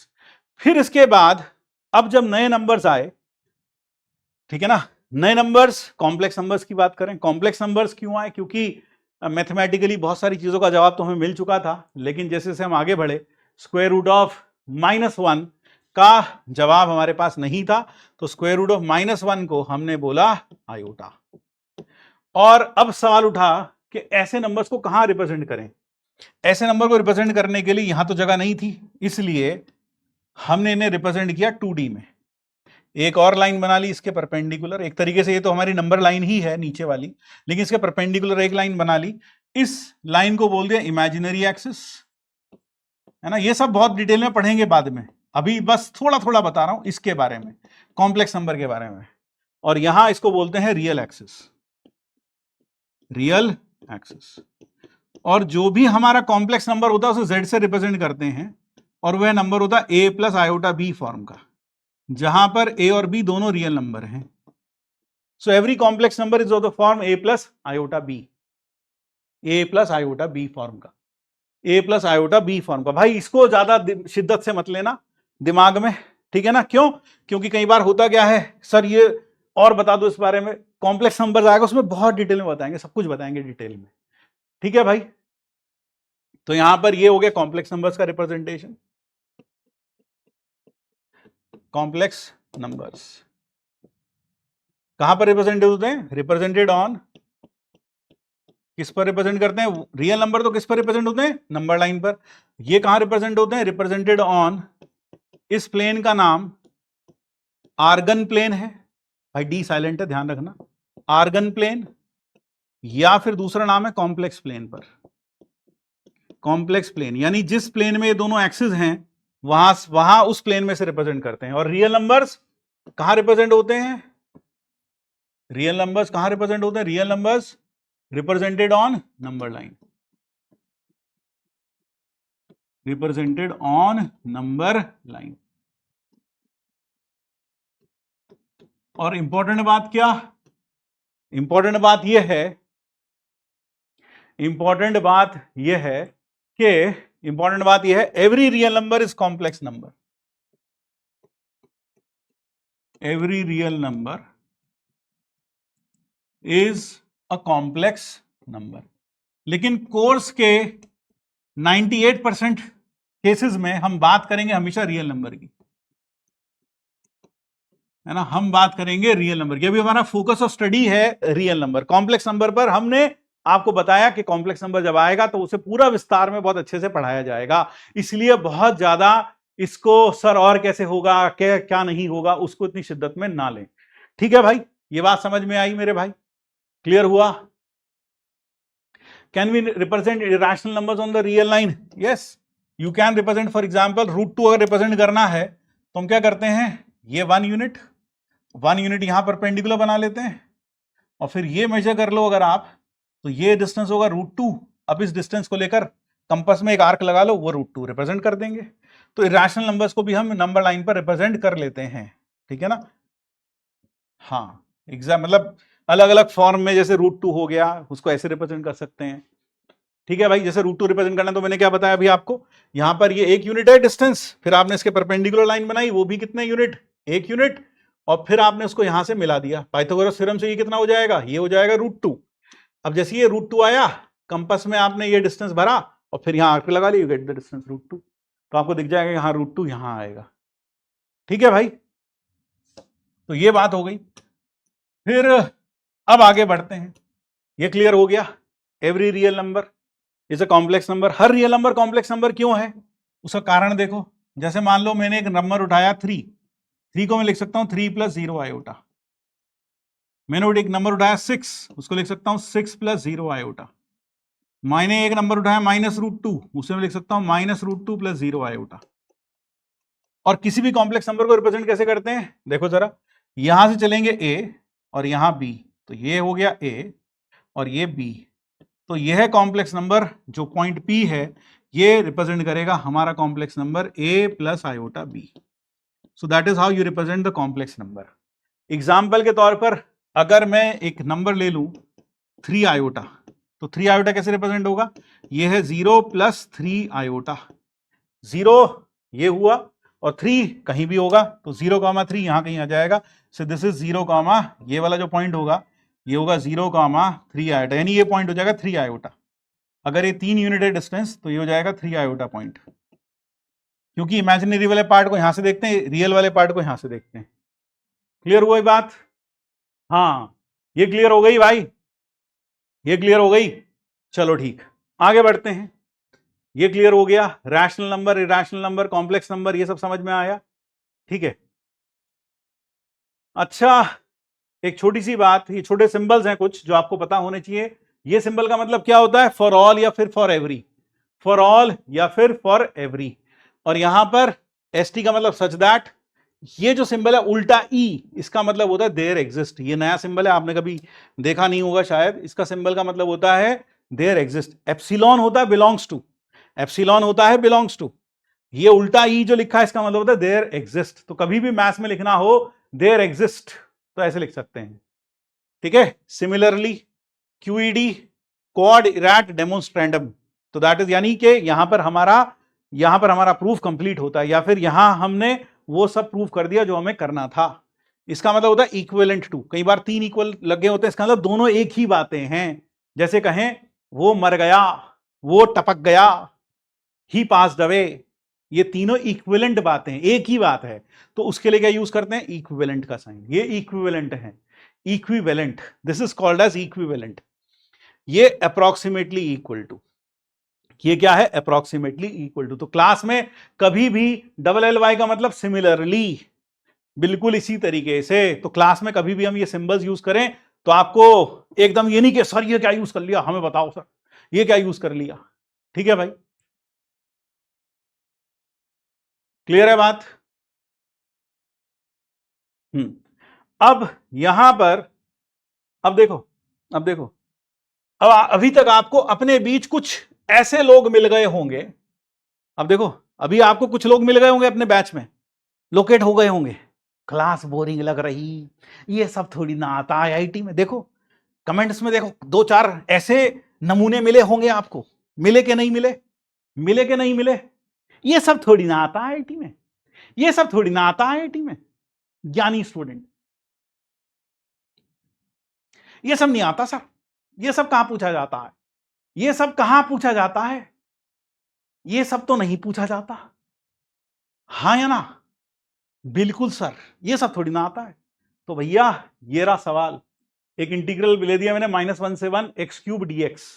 ये question inspired है IIT JEE के real problem 2010 में जो आया था, ये रहा problem, ये लिख रखा है भाई, उसी से इंस्पायर्ड ये प्रॉब्लम बनाया, क्योंकि पहला दिन है, मैं उठा के ये तो नहीं दे सकता। मैंने तुमसे इसका इंटीग्रेशन पूछा, मोर देन 1 करेक्ट है भाई, ये मोर देन 1 करेक्ट है, ये है मोर देन 1 करेक्ट है, ये है। यहां पर हमारे ऑपरेटर ने एक ऑप्शन यहां भूल गया, गलत लगा दिया, एक ऑप्शन और भी था, यहां पर एक ऑप्शन और भी है बी।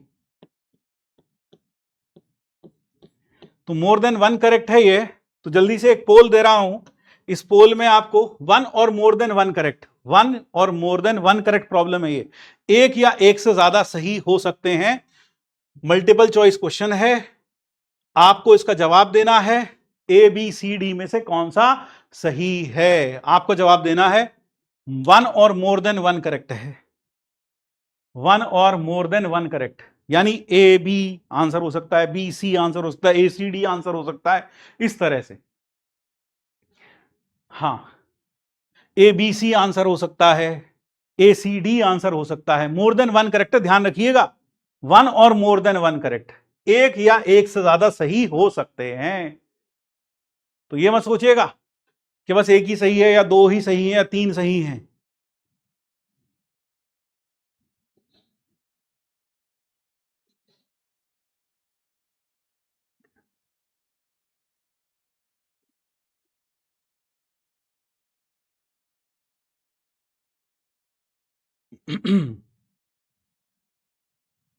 जल्दी से आंसर दीजिए फटाफट।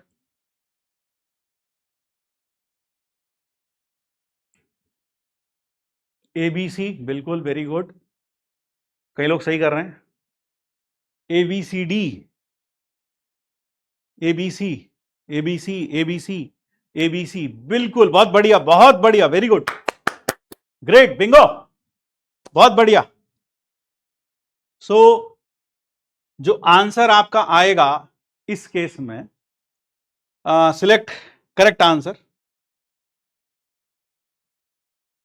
इसका करेक्ट आंसर है सिर्फ और सिर्फ सी, सिर्फ और सिर्फ सी, जिसमें से 50% लोगों ने ए पर भी, 52%, 51% लोगों ने इसको जवाब दिया है, 48% लोगों ने इसको जवाब दिया है, 80% लोगों ने इसको जवाब दिया है।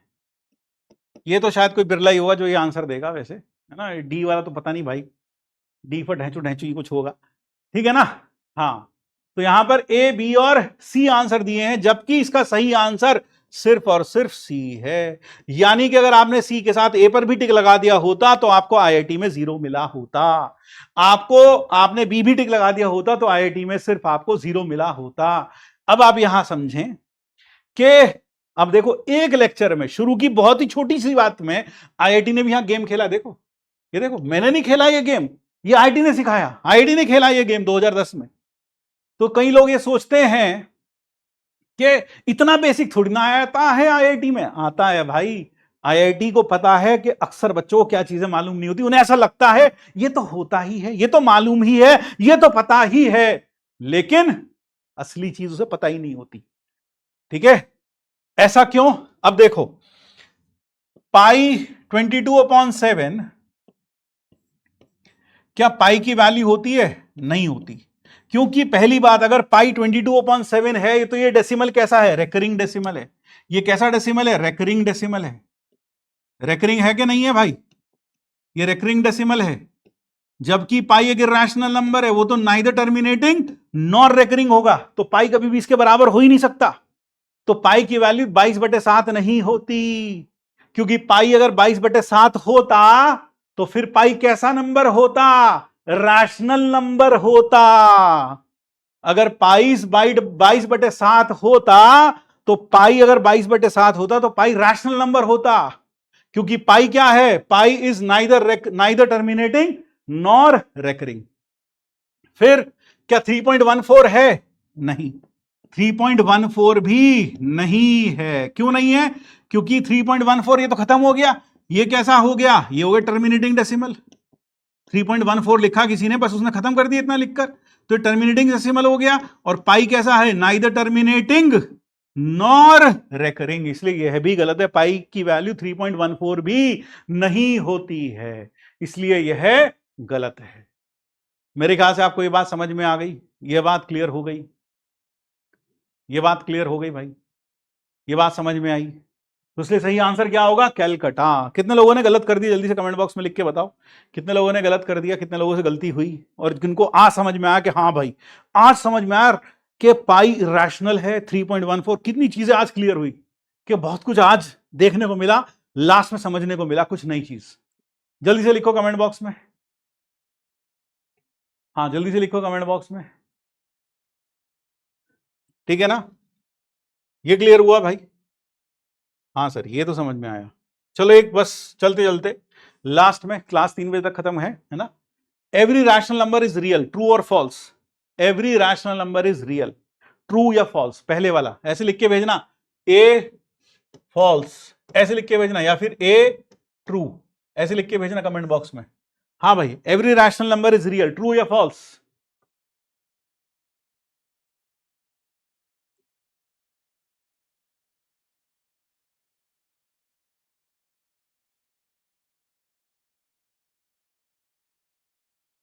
हाँ भाई, ए ट्रू है, every rational number is real, ये ट्रू। दूसरा, every real number is not complex. Every real number is not complex. B का आंसर बताओ, बी का आंसर बताओ, बी का answer. Every real number is not a complex number, हर real number complex number नहीं होता। B, B का answer लिखो फटाफट, आंसर फॉर बी, बी का आंसर लिखो। बी का आंसर क्या होगा सर? बी होगा, हाँ बोलो, बी होगा फॉल्स, बी होगा फॉल्स, बी ट्रू नहीं। एक बच्चा लिख रहा B true. Every real number is not a complex number, every real number is a complex number भाई, every real number is a complex number, अभी लिखा तो था। सी वाला क्या है? Rational into irrational is always irrational. हाँ भाई, rational into irrational is always irrational. C true है क्या फॉल्स है? सी वाला बताओ, सी, सी वाला ट्रू है या फॉल्स है? सी, सी वाला फॉल्स है। फॉल्स क्यों है? देखो जरा, 0 इंटू √2, ये कैसा है? रैशनल। ये कैसा है? इरैशनल। आंसर क्या आया? 0, जो कि रैशनल आया। हाँ, अगर ऐसा लिखते रैशनल नॉट इक्वल टू 0, अगर नॉन जीरो रैशनल होता और वो इरैशनल से मल्टीप्लाई होता तो आंसर इरैशनल आता। लेकिन यहां सी वाला फॉल्स है, सी वाला फॉल्स है, क्योंकि मैथ्स में किसी भी स्टेटमेंट को तभी सही कहते हैं जब वो हर बार सही हो, हर जगह सही हो। तो अगर कोई रैशनल नंबर है तो रैशनल नंबर में मैं 0 भी उठा सकता हूं, 0 इंटू दिस इज 0, तो सी फॉल्स हो गया। बात समझ में? सी फॉल्स क्यों हुआ? ये रेकरिंग है क्या? Is a recurring decimal. ये रेकरिंग है क्या? D, D is recurring, D is recurring decimal नहीं सर, ये तो टर्मिनेटिंग है। टर्मिनेटिंग क्यों है? कारण बताओ जल्दी से। then it is terminating decimal of a fraction in lowest form, in lowest form, या ऐसे भी लिख दें, if the fraction has only 2s and 3s, terminating decimal, true। Clear है बात? तो चलिए बस आज के लिए इतना ही रखेंगे। Let us keep it till here, rest will be doing tomorrow. और यहां एक छोटा सा अनाउंसमेंट ये है, यहां एक छोटा सा अनाउंसमेंट ये है कि आपको प्रयास में रिसोर्सेज में जाकर एडमिशन फॉर्म लिंक, ठीक है, WhatsApp group link, Telegram link, वो सब मिल जाएगा। यहाँ पर कैसे ज्वाइन करते हैं उसके रिलेटेड आपको वीडियोस मिल जाएंगे, ठीक है ना? तो रिसोर्सेज पर जाकर, प्रयास में जाकर fill the admission form available in resource section और join the Telegram and WhatsApp channels, ये ज्वाइन कर लीजिएगा, ठीक है भाई? यस, यस और no? So thank you everyone, thank you everyone, and I hope जो आज आपने 7 वचन लिए हैं और दिए हैं, और जो आपने आज पढ़ा है, डेफिनेटली वह आपको सब समझ में आया होगा। अगर कोई भी डाउट तो पूछ सकते हैं, आई एम हियर फॉर यू। आखिरी के 2-3 मिनट, अगर कोई डाउट हो तो पूछो भाई, कोई डाउट हो तो पूछो। मैं स्क्रीन की तरफ जाता हूं ताकि तुम्हारे डाउट्स पढ़ सकूं। हाँ भाई, कोई डाउट हो तो पूछो, कोई डाउट हो तो पूछो। क्वेश्चन में क्या पूछा था? क्वेश्चन में पूछा था उसका इंटीग्रेशन। क्वेश्चन में पूछा था उसका इंटीग्रेशन। उसका जो इंटीग्रेशन आता है, शायद मैंने सॉल्व भी नहीं किया, उसका इंटीग्रेशन आता है 0। एक्स क्यूब का इंटीग्रल क्या हो गया? एक्स क्यूब का इंटीग्रल हो गया -1 से 1, ये हो गया x की पावर 4, x की पावर 4 अपॉन 4, -1 से 1, तो 1 रखा 1/4, फिर -1 रखा, -1 की पावर 4 अपॉन 4, कितना आ गया आंसर? 0 आ गया। ये पूछा था भाई, और पूछा था आंसर क्या होगा। ठीक है, आज पहला दिन है, आज पहला दिन है। ठीक है, आज पहला दिन है, इसलिए बहुत ज्यादा आज कुछ होमवर्क नहीं देंगे, आज कुछ होमवर्क नहीं देने वाले। ठीक है भाई, so that is all from my side as of today. तो बस आज के लिए इतना ही रखेंगे, और जैसे जैसे मैंने आपको कॉपीज बताई हैं वो सब कॉपीज आप काउंट कर लीजिएगा। ठीक है, हाँ। ये पीडीएफ कहाँ मिलेगा? ये पीडीएफ आप अगर देखेंगे, यह पीडीएफ आपको पीडब्ल्यू ऐप पर मिल जाएगा। अगर आप देखेंगे तो पीडब्ल्यू ऐप पर मिल जाएगा, जहां आप सब्जेक्ट्स में जाएंगे, सब्जेक्ट्स में जाकर आप मैथ्स पे क्लिक करेंगे, वहां पर आज के लेक्चर का आपको पीडीएफ मिल जाएगा। ठीक है, हाँ। इंटीग्रेशन बिल्कुल नहीं आता, कोई बात नहीं, मुझे पता है, मुझे पता है, मुझसे कोई भी चीज छुपी नहीं है। ठीक है, हाँ। एक मिनट, एक दो और देख लेते हैं। हाँ, इंटीग्रेशन नहीं आता, कोई दिक्कत नहीं है।